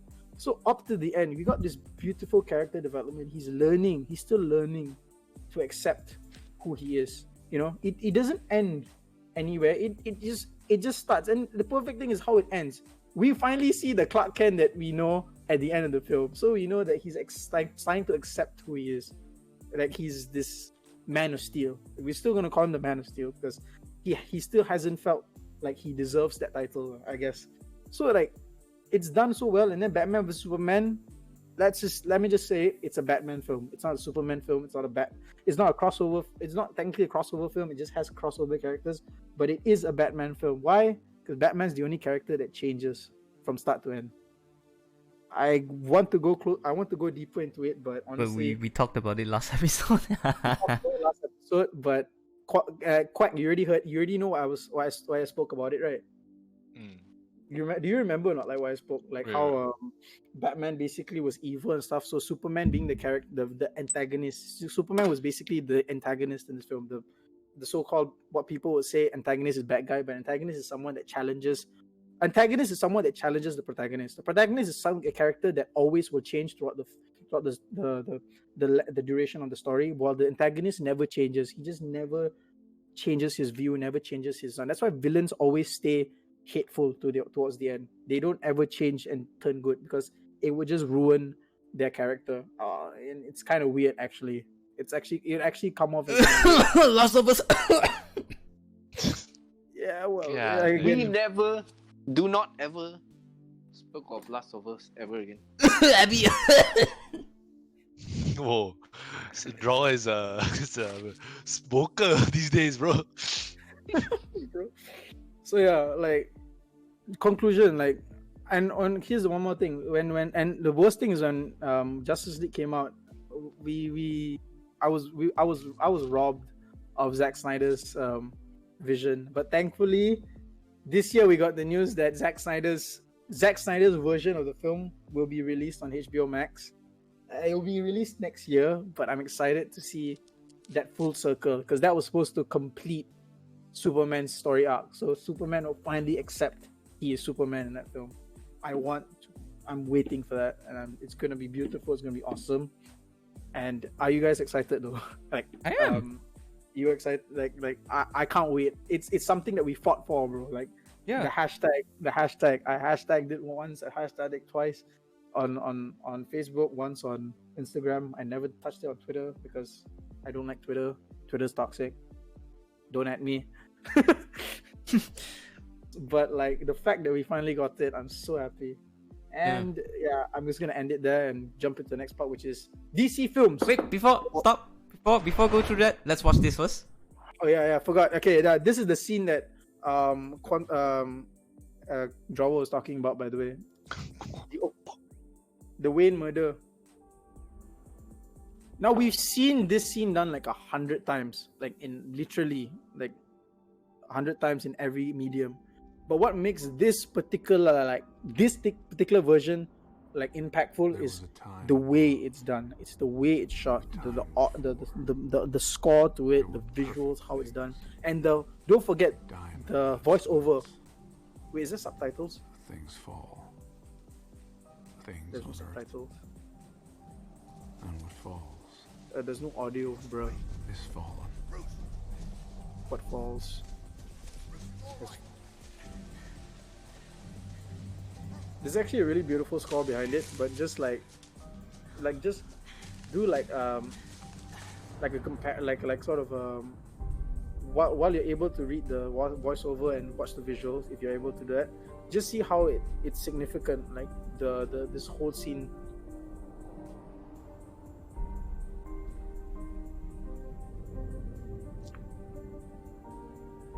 Also, this is the most comic accurate version of their death also. Yeah. Because the actual thing that they watched was Zorro, I think. Was it Excalibur? Yeah. Zorro. Yeah, it was Zorro, yeah.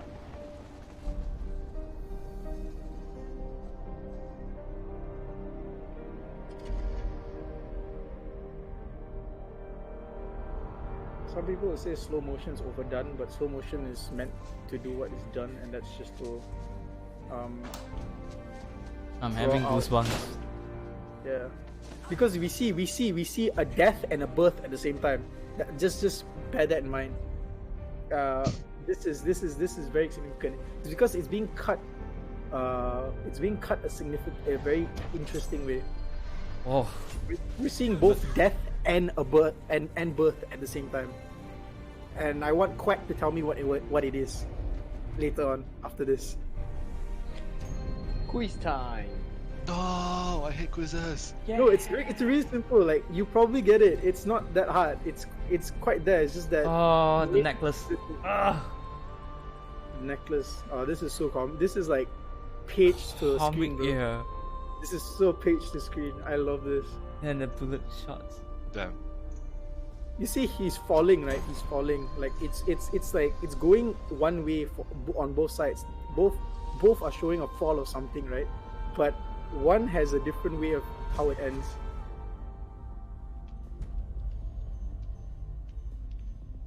Okay, so there's a death, right? So now we know the death. But what is the birth? Sengi, pause the video for a second. Quiz time. Quiz time. Oh, damn, Bryce came Pause up the with video 3 for a quizzes second. yesterday, So, bro. okay, bro. Okay, so I remember I asked you, right? We already saw the death. It's a very obvious death. But tell me what the birth is. It's both of Batman, right? Yeah, specifically the birth of vengeance, because this whole film is all about how Vengeance. how vengeful Batman is.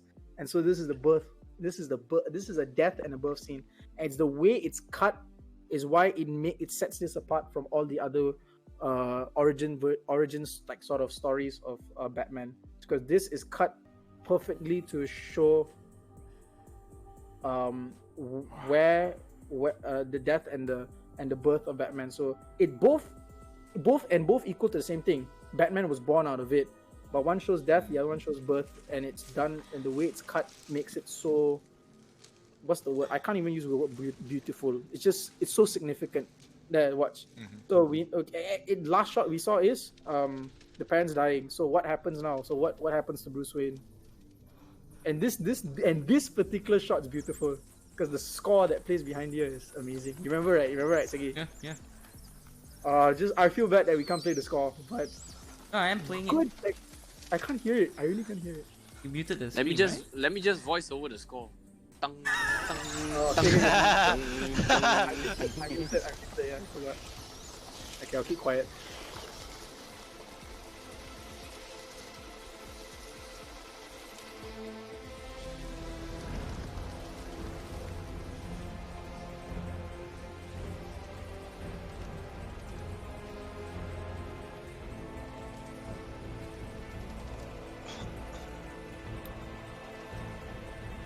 Oh, bro.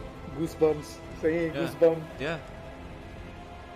This is so powerful.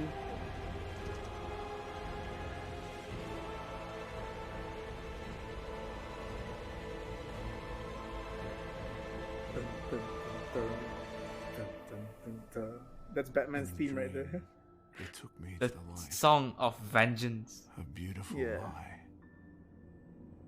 And the birth of the bat. Yeah, Yes. that's it. It says how it says it took me into a light because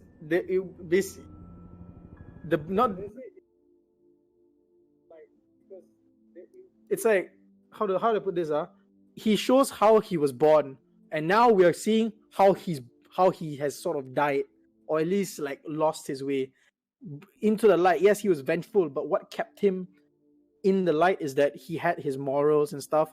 And this film basically established the fact that he just went, fuck my morals. No one can change. And that's the important part of like Batman vs Superman. But it's all about Superman reminding Batman why it's important to have those morals. It doesn't matter if you're like a dark character or a light character.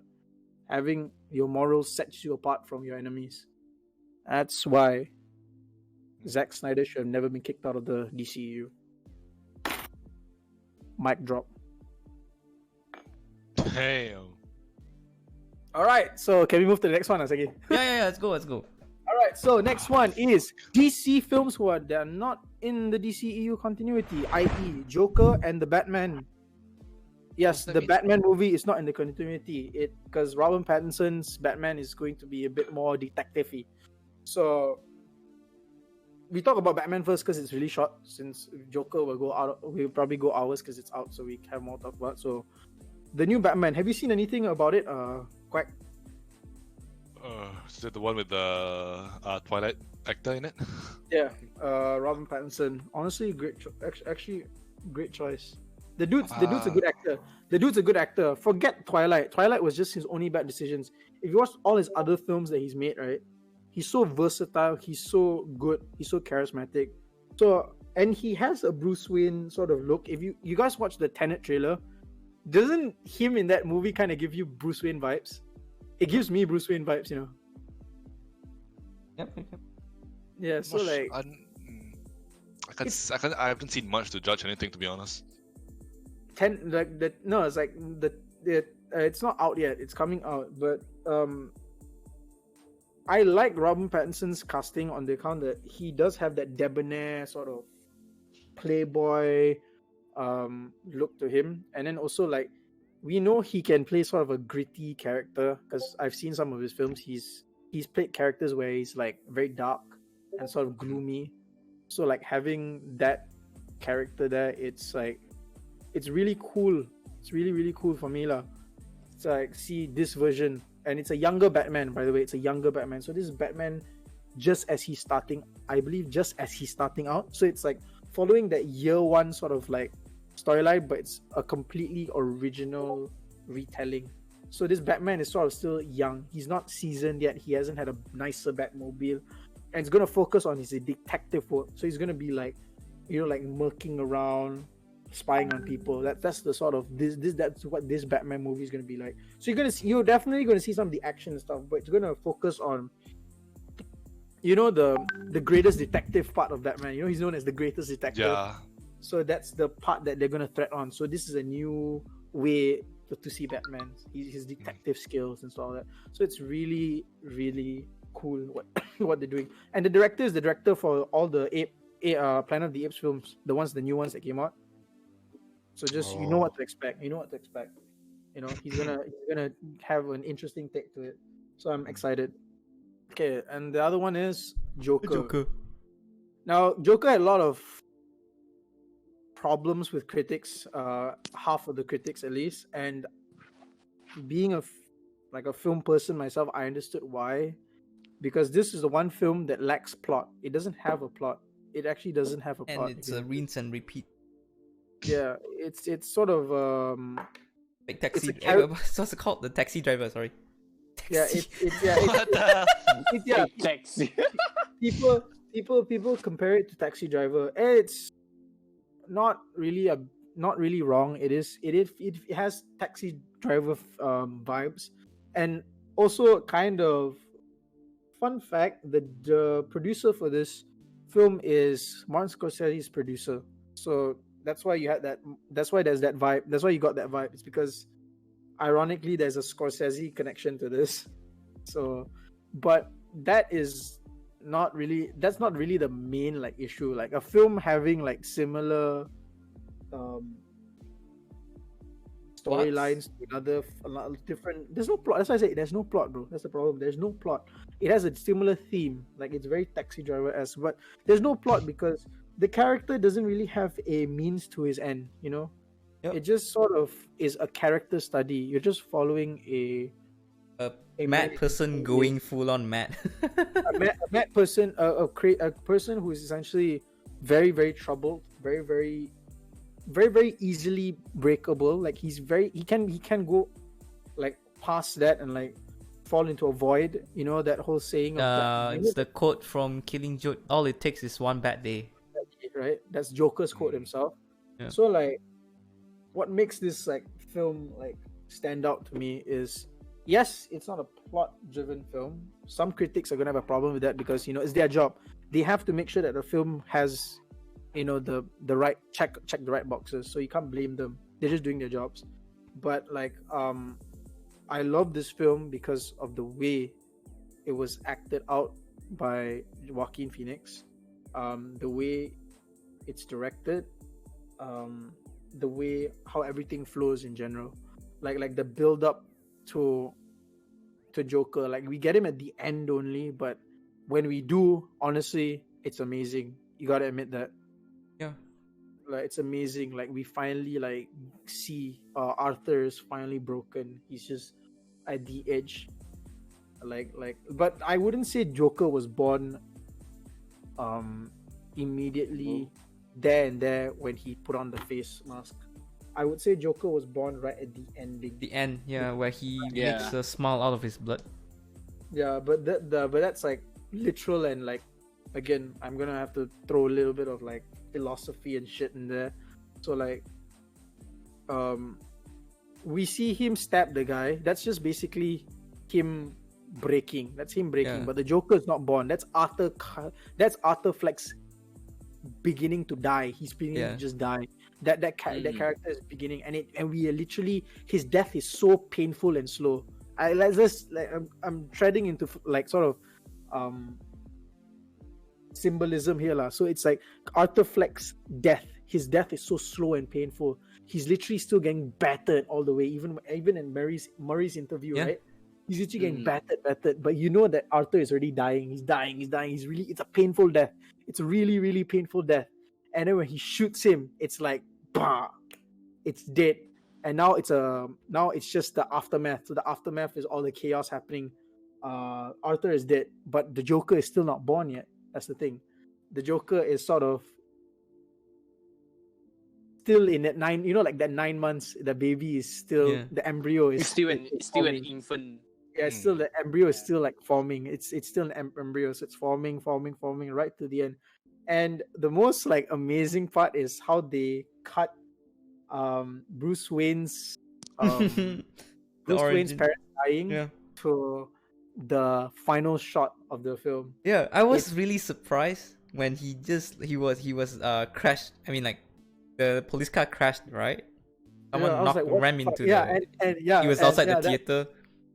Yeah, it's so good. You know why? Remember I said how Arthur is still dying. He's like that's his last breath right there. Yeah. His last breath. He's finally dead. Boom. The car crash. Symbolism.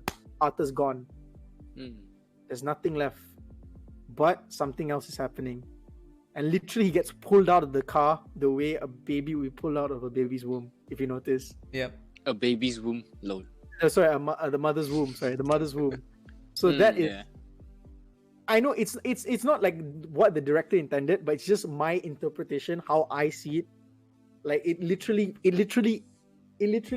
has that similarity. So he's pulled out by these guys, and then he's put on the stool, and people are just like basically they're pulling a Lion King moment, Simba. But this time it's just Joker himself, and like he's just sort of dancing, being having like a bit an essence of Arthur Fleck. Then like he just sees the blood, and he does the smile, and then he just smiles, and that's like we know, okay, the Joker is born. Arthur Fleck is no more. The Joker is born. And then you have Batman's parents basically being killed in the back. So you have a birth and death happening at the exact same time in both ways. The birth and death of Arthur Fleck and Joker, and then the birth and death of Batman, Bruce Wayne, and Batman. So Bruce Wayne, basically, what's his name? The parents dying, and Batman is born out of that. So it's like, it was to me. The reason I loved it is because I saw a lot of these deep things coming out of it, and I was just like, yes, yeah, while I was in the cinema, I was like, oh man, oh shit, oh yes, finally, yes.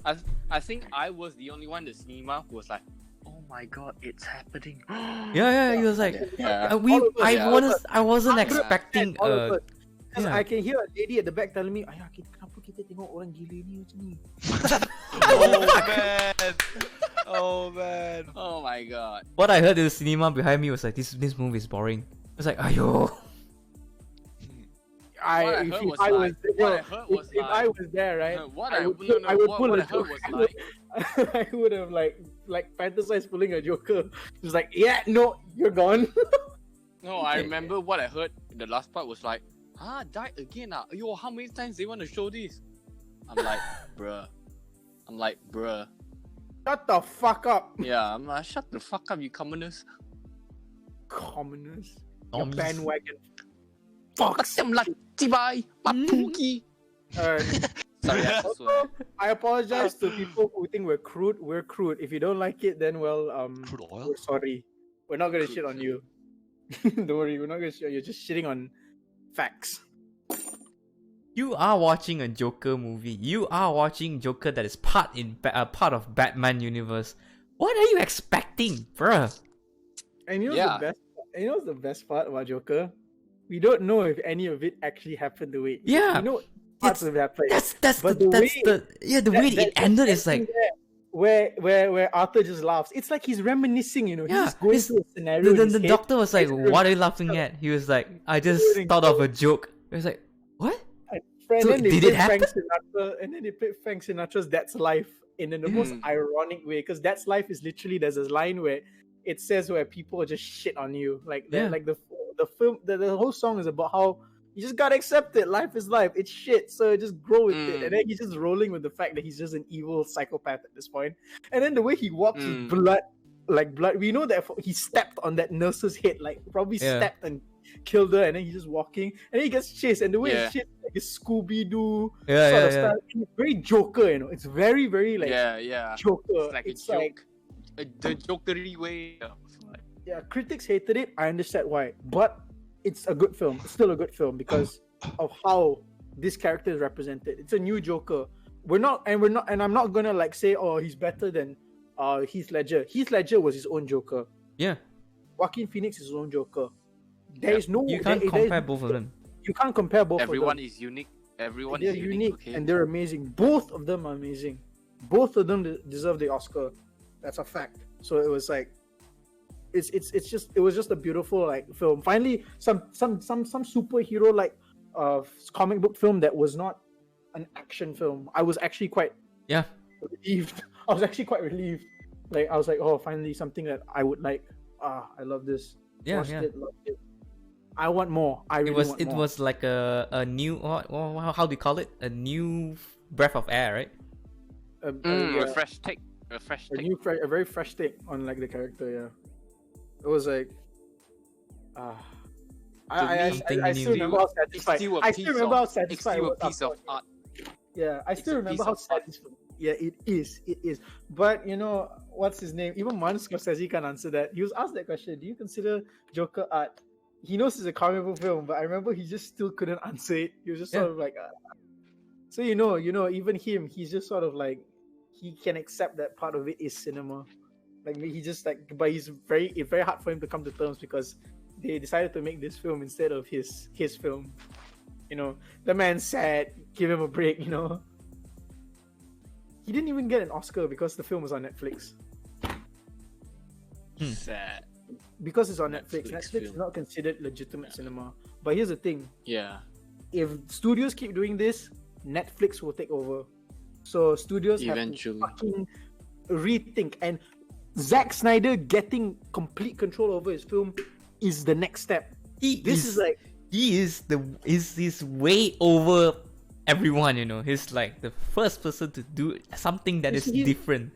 No, he's not the first to do it. It's been done before, but at Mm-mm. this scale, where Yeah. it was a fucking fan base asking you to shut the fuck up. We want a deeper DCEU. We don't want fucking.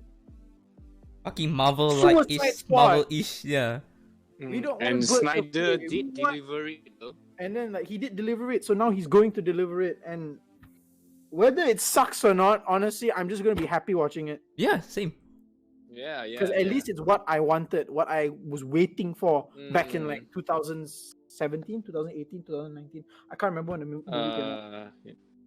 It's Was like during 2 or my 3 year years ago, I two. forgot. Yeah. But Yeah, it was like 2 years ago. Yeah, It it's was 2 2 years years ago. ago. I think it was 2017. Yeah, I think it was 2017. I think so.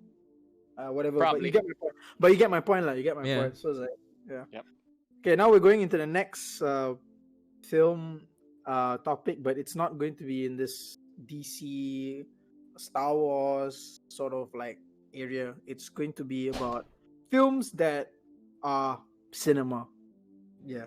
We're going to talk about cinema now. Films that are just pure cinema. Films that make you think, that make you love it, that make you like, that made me want to be a filmmaker, basically. So, Blade Runner. what's this? Blade Runner. Blade Runner is still franchisee, but no, it falls into the category because it's still art. It's art house. It is at least the first one. The first one is more like that lah. Because Yeah, it's the all first one. about- Yeah, the first one. Yeah, The first one original. is the first one is a flawed. It's flawed, but it's still a masterpiece. Like the way it's done, everything, it's just beautiful. Classic though. But it's not my favorite. Not my favorite sort of cinema film. No one asked. Just kidding. Literally, What the the topic is favorite. Get fucked. Literally, the topic is favorite, bro. Favorite. So I don't want to start with me because I'm gonna talk a lot. So I'm gonna let you guys start first. No. Well, how about you, Sengi? Alright, cool. What's Let's talk about mine. What's your favorite? That means like your favorite. Like no, just like we start off with what's your favorite like films. Maybe you can just talk about that film specifically. Also, it'll be fine because like there's a lot of films honestly to talk about. And I can't. when I it comes to can't. me, I'm just gonna trail off a little bit. So I can't rather- really like think of anything right now, like all of a sudden. But all I can think of is Blade Runner. I can only think of those bad films that I spend my fucking time watching those piece of shit. Example, what film? Bad films that I watched. Yeah. Godzilla, the worst one. Oh, Hey, oh hey. yeah. In respect, I know The why first you're one angry. was- The first one was. I know why Sengi is angry about Godzilla because of the first one. The first one had so much potential, so he was expecting the second one to be the same. But the second one was basically, Wait, no, not wait. Second one? Wait, the latest which Godzilla. Yeah, the second one. Was this the second one? Sengi, there's Yeah. Godzilla 2014, and then there's Yeah. Godzilla King of Monsters. King of Yeah, Monsters, bruh. yeah. King of Monsters. Oh my fucking god! I literally like. You have to switch off your brain. I was planning to walk out of that fucking theater. Dude, Sengi, you need to train yourself to know when a movie is going to be bad from the trailer. No, You from have the to- trailer, I expect it to be a monster fighting like something like what's the robot movie with Jaeger fighting kaiju. Pacific Rim. Yeah, Pacific I was Rim. expecting Pacific Rim where fucking Godzilla is fighting with other monsters, But no. Ugh. But it was though. It was, but for a short time. It did just keep on showing Miley Bobby Brown doing something where her mother doesn't even care where she is, and oh my god, her father is like, oh. Bobby it's- Brown. Nobody paid attention. Miley Bobby Wait, Brown. is that your? Wait. We're talking about favorite film, right? I know, I'm talking about bad films that I can remember. I can't think of any favorite It's off film. the topic. I know. I can't say I hate Godzilla King of Monsters because I was satisfied when I saw Ghidorah and Yeah, and no, Godzilla. that part is satisfying, but the way they handle the humans fucking shit up is so stupid. Hey, Sengi, I'm gonna tell you what I told my friend when Huh? he commented on this film. Why care, bro? They fought. Enjoy that. Mm. Just enjoy that. Don't What? beat yourself over Wait, the fact that wait, you fought, bro. you bitch! You- They fought the way they fought. It's like fight off screen, fight off screen, fight. Oh, human doing something. Fight. Oh, human doing another stupid shit. Fight. Oh, Mothra is here and fucking heal the I know. Godzilla. I know what you mean, but was it awesome when they fought? Kinda, but fucking humans ruin the whole. No, like being able to see CGI versions of these fucking monsters. Well, yes, it is Yeah, kind of awesome. satisfying when fucking Yeah, Godzilla is fucking killing off.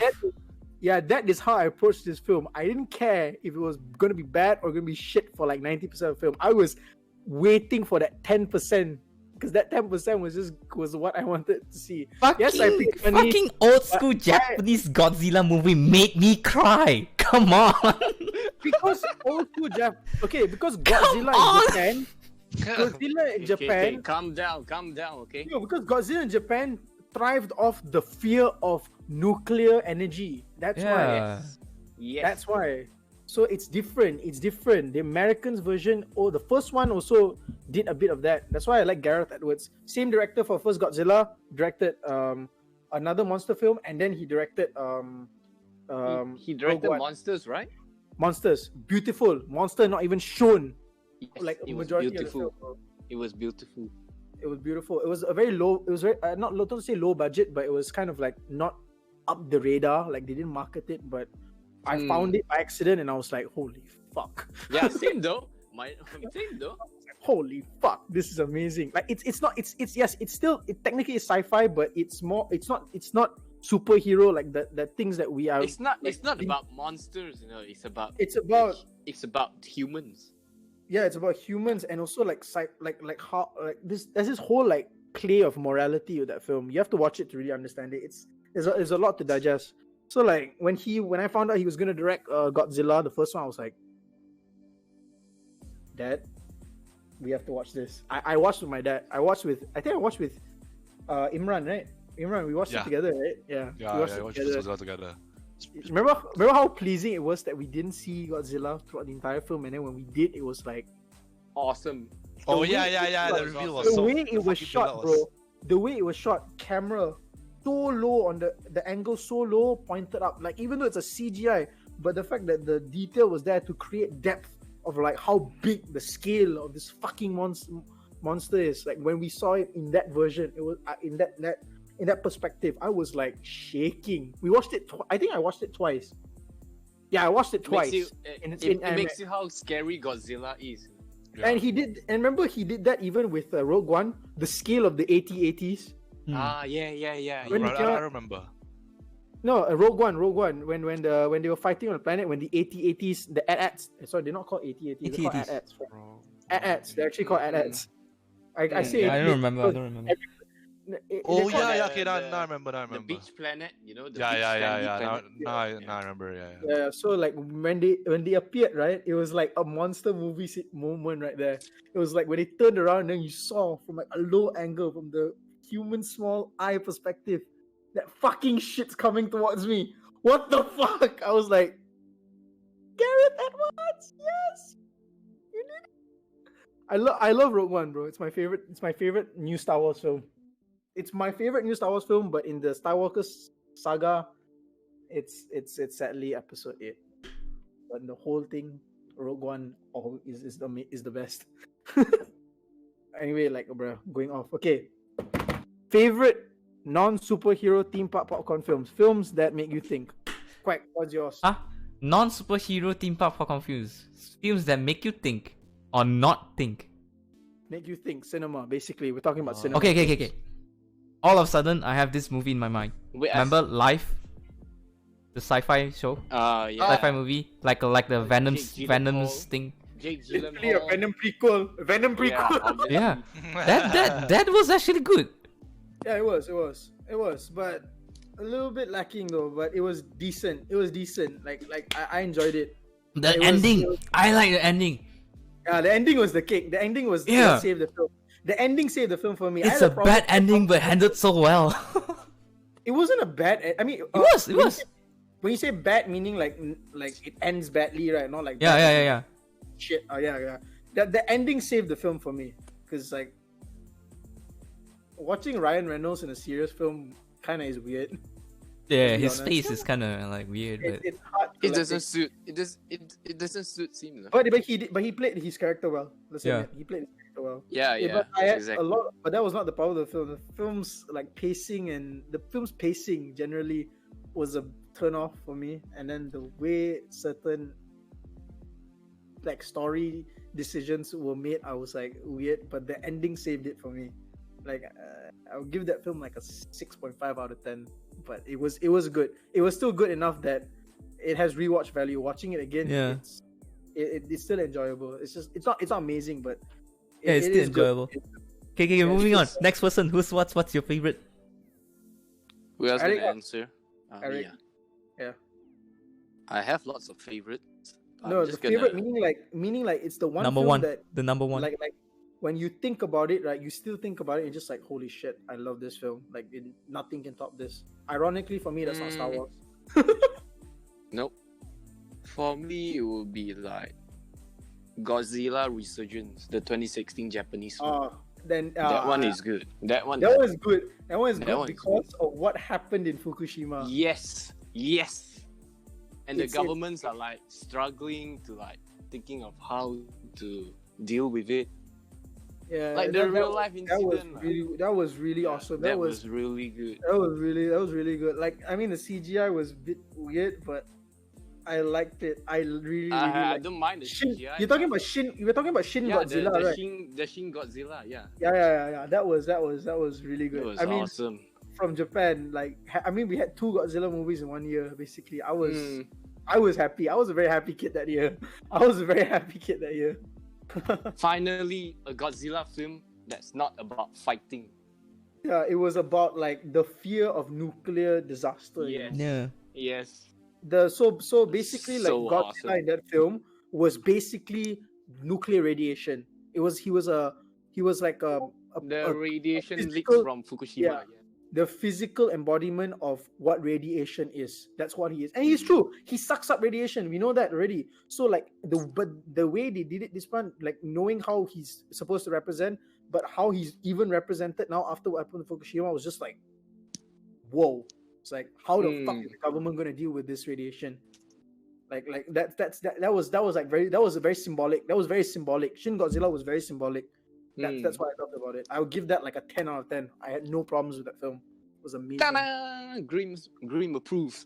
No, it's really good. It's really good. Yeah, have you watched? I mean, Quack? it's good. Have you watched it's it? good. Quack, have you watched it? What? Sorry. I was wondering who you're asking. I realized it's your Yeah, I was like, huh? Who you ask? Wait, what? Yeah, lah. I fucking zoned out instantly. The Godzilla Resurgence. Yeah, Yeah, it's the a Shin Japanese, Godzilla. Japanese film, Shin Godzilla. The You- 2016 one. Yeah, it released the same. Is it? It released like 2 years after. Hey, is it 2016 or? It released the same year, bro. Just that Japan released it. Yeah, it's the same year as 2 years ago, is it? Or 1 year ago? It was the same year as Godzilla, the American version. American version and that version came. The Like, 2014, right? Yeah. It was like Yeah. one to one. It came out the same time. Mm. I didn't watch it. so- Yeah. Yeah, Rather than well, watch it. if you do have time, let's say like when you're a little bit free, check it out. You'll see what I mean, like how Godzilla represented radiation in that film. Like it was Super quite- awesome. It was really well done. Like it's very symbolic. Don't mind the CGI because you know the CGI the is like CGI excusable. Like it was Yeah. like not great, but then again it's Japan, so Just it's looking at excusable. the box office plus on the budget, it looked like it did really well. Yeah, it did. It Yep. earned a lot. It earned a lot, and the fact that it was like a very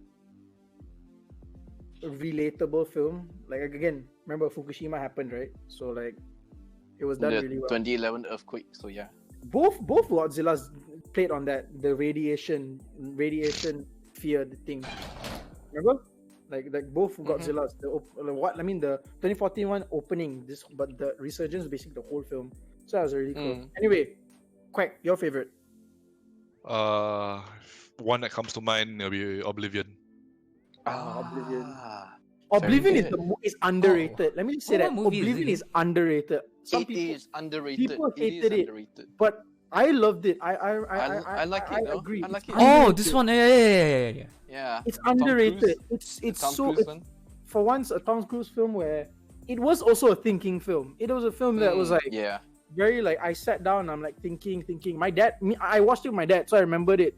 My dad was thinking, and he usually is also like kind of like just likes to watch films for watching films. So me and my dad were like talking about it like after the film. It was underrated. Like I know it flopped in the box office, but my god, you watch it again, it's still a good movie. Thank you for reminding me. I'm gonna watch that film. I'm gonna add that to a list. It was so good, man. It was I so need to Just- rewatch it. damn. Just pointing out the soundtrack. That's, the soundtrack, the scores is awesome. Oh, the Yeah. score is amazing. Wait, who did the score? I feel like Future is Hans Zimmer, bro. I'm not sure though. I don't. I think wait, it's Hans Zimmer though. Oblivion was Hans Zimmer. Yeah. Yeah. Let's try search. I mean, it's got a Hans Zimmer vibe. vibe, but like, M83. music yeah. by Anthony. Yeah, Gonz- M83. It says M83. Oh no, Joseph Trapanese. Joseph What was that? Trapanese. He did the score for Okay, games that I know he did the score for was Need for Speed Payback. Mm-hmm. Like the score for Need for Speed Payback was amazing. Like that, then he did one for. He's not really a film like composer. He's more of what do you call that? He does music lah. He does music for like things. He doesn't do it for film a lot. He's got very little like films under his belt. He did, but I think he helped with the score for Tron Legacy. Yeah, he helped Daft Punk with scoring Tron Legacy. So it was him and Daft Punk. So you know, that's why use that sort of dubsteppy sort of moody tone. Tron Legacy's soundtrack was fucking You can amazing. call it dark techno. Yeah, Oh. yeah. Okay, so thank you for that. So yeah, Oh my God. Something like that. but yeah, Tron Legacy is underrated. Let's be honest. It didn't Yeah. really Yeah, it it didn't is. actually suck. It didn't actually suck. I don't get why it sucked. I watched it again like last year, and I was like, why does it suck? I mean, yes, the CGI is weird. I mean, Jeff Bridges CGI, but is it bad? I don't know. I don't think so. It's acceptable. It was I won't even say acceptable. It's okay. It's decent. It's decent. Yeah, it's decent. Like it's fun. It's okay. It had like It actually nice- makes you want to live in the Tron world, you know. Yeah. Oh no, my God. I So mean much yes. that's another part of like film lah. What film does, but the like the character story himself. I mean, the actor was honestly the actor they picked was bad, but the story Okay. of what his character was trying to achieve was, well, in my opinion, okay. It was well done, and then how it ends and all that. I'm just like sad that it never got the sequel. And then Right. Moving on. all right. So Okay. mine would be Scarface. What is The, it? not the original old one. The Oh! one with Al Pacino. Oh yeah. My little friend. Oh yeah. Say hello to my real friend. I love that film because of how that was the film that started my interest in like wanting to be like a filmmaker. Like I like Star Wars. Star Wars was like I want to make films like this, but Scarface was the start of like I want to make films about people because of like how he was like a nobody and then he got power and he was like, oh, I'm gonna help everyone, but then he just gets lost in that power, and then that power eventually leads him into his own self-destruction, literally his own destruction. Like that was my favorite film for that reason. It's so simple, but it's so deep. Like I want to make films like that. Like, it's simple enough, but it's deep. You know, it's what I want to make. It's films. It's the type of film I want to make, lah. So like I love it. It's like my top. It beats even Star Wars because it's a non-fictional film. If I talk about like those sci-fi, top is Star Wars, Empire Strikes Back.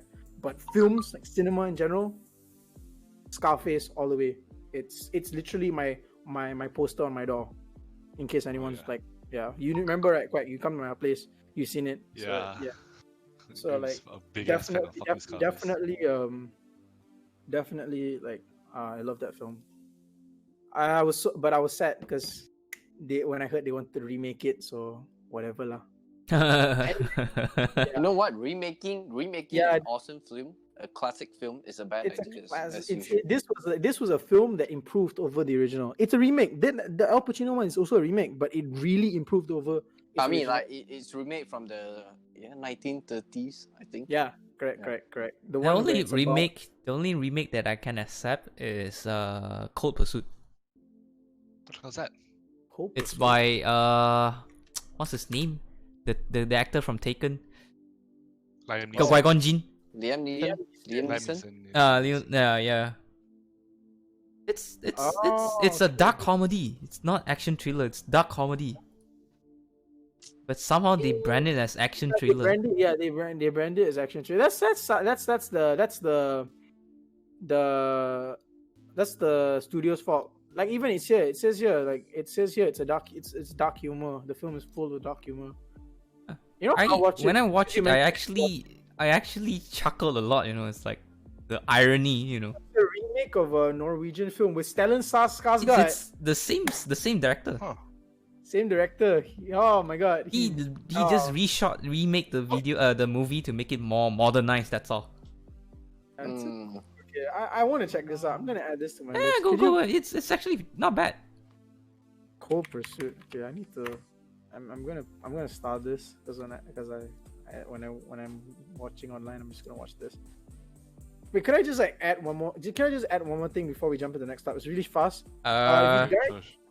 If you guys, I think we're gonna end the podcast already. Soon. 'Cause- Alright, yeah. Okay, wait. This is okay. You know what? Never mind. I'll just save it for some other time, lah. Bookmark it. It's just a Russian film that I saw online. I shared it in the group, but you know what? I don't think. Oh yeah. It's a really good Russian film that's shot in a very interesting way. Since we don't have time, I won't talk about it now. Maybe I'll just talk about it slightly in the next podcast, like just a bit, just a little bit, because it's really short. But I would recommend if you guys got free time, watch it. It's 2 hours long, but you're gonna get a kick out of the film. Trust me. Just tell us the name. We'll check it out, man. No, I he posted shared the it in link. I Discord, posted right? the Oh, link. okay. Film discussion. It's free. It's from the official Russian film archive. So it's not pirated. You're watching the original film. It's just free for everyone to watch. It's actually unlisted. Yeah. Anyway, next topic. Video game. No, we're gonna do that. Hold the next phone. podcast. We'll hold the phone. Yeah. Oh, and the podcast. Oh, okay. Too Yeah, late because already, it's too long already. It's too draggy. Bro, it's already almost 12. Holy shit, bro. Jesus Christ. Jesus Christ. Immersion. But I'm gonna say one thing. I still have hope for video game movies and TV shows. Yeah. Yeah. Street We only can. Fighters. The only one I can say that did amazing was Sonic, and Sonic, then yeah. Yeah, the one, Sonic. then the other two that came close enough that it satisfied me at least was Warcraft and Tomb Raider. Mortal Kombat. Everything else is what? bad. Tomb Raider is not bad. Which one? Tomb Raider's not bad. The latest Tomb Raider. You mean? The one latest with Tomb Raider. Alicia, Yeah, Alicia yeah, Vikander yeah. and Vic- That was good. That was good. It was not amazing, but it was good. Like good enough. Mm. And then Warcraft for me, being a Warcraft nerd, I loved it. It's just that too much missing. I want a director's cut of that. I want a director's cut of that. Give me the Warcraft director's cut. Okay, I'm done. Honestly, that's it. That's all we can talk about, really. Video game, stuff. Resident Evil. Oh yeah, boy. Well, good thing I didn't give a shit enough. Good thing I didn't give enough shits about that franchise. Monster Hunter. Monster Fuck. Hunter. Smoker here. Smoker, then become Left 4 Dead. So yeah, and I guess this will conclude our stream because it's almost 3 hours. It's almost 11:30 here. I told you we probably need to make a part 2, bro. I told you we probably need to make a part 2. We have to probably continue it because goddamn, it's long. Like my penis. But instead of making a actual sequel, if you guys do want to hear more about films, just let us know. Then Let we'll us make know a in Discord. Come on, join the Discord. We can talk about anything there. I have all the channels right there in Discord where you can talk about games, talk about movies, talk about whatever you want. Manga, anime, Yeah. anything. anything. That's their territory, so whatever. Be sure to sit down and get comfortable because this guy will talk like for 4 or 5 hours. Be sure to grab some popcorn. Okay. Yeah, damn right. bro. Turn off your mind. Turn off your mind. Just listen. Imagine away. take you in a lecture room. Yeah. Like Cute lah, you guys. So Quack, Mm. I hope you have fun. Of course I did, dude. I enjoy hearing you you guys did talk not. about the things you love. What? The fuck? Even though you didn't have Yeah. much to talk about, I feel happy that Because we it's even- Grim's fault, man. It's Grim's Yeah, fault. Grim. I'm just gonna call him Blatters, you know. I enjoy hearing you guys talk. No worries, boys. No worries. Actually, do. From the bottom of my heart, I mean it. Are I you don't okay? trust you. Something I'm fishy. okay. No, I told you already, bro. Next, this particular podcast, I'll talk a lot. I already gave you the warning, bro. Yeah. Yeah, but we focus on one topic too much already. I can see it. We do that every podcast. To be fair. Yeah, Well, exactly. I mean, chat, give us a comment, leave us some feedbacks in Discord. I will how to say, inform everyone if the podcast is starting or it's getting postponed or it's getting cancelled. Everything will be in Grim's fault Discord. again because of Grim's fault. The fuck? Ladies and Bro, gentlemen, I'm he's going the down to eat my dinner after this. I fucking postponed my dinner for this. I cancelled my dinner. So, It's supper, man. so Yeah. You guys, No, And, it's you know- breakfast, I see. yeah, so yeah, leave a follow if you guys like what you are listening to, and if you guys gonna catch more of us, leave a follow. I mean, click that follow button, follow us. Join our Discord. Again, !Discord in the chat. Click the link and join, and you will be asked to like choose your role. Just click any one of them. I'll manage it. So yeah. I'll manage it. Oh yeah. So yeah, hope you guys like what you are listening to. We are gonna stop the stream now. I don't think I'm gonna host anyone now, cause it's kind of late, and I have to go. See you guys. wanna eat. Okay. Bye bye. See ya, people. See ya.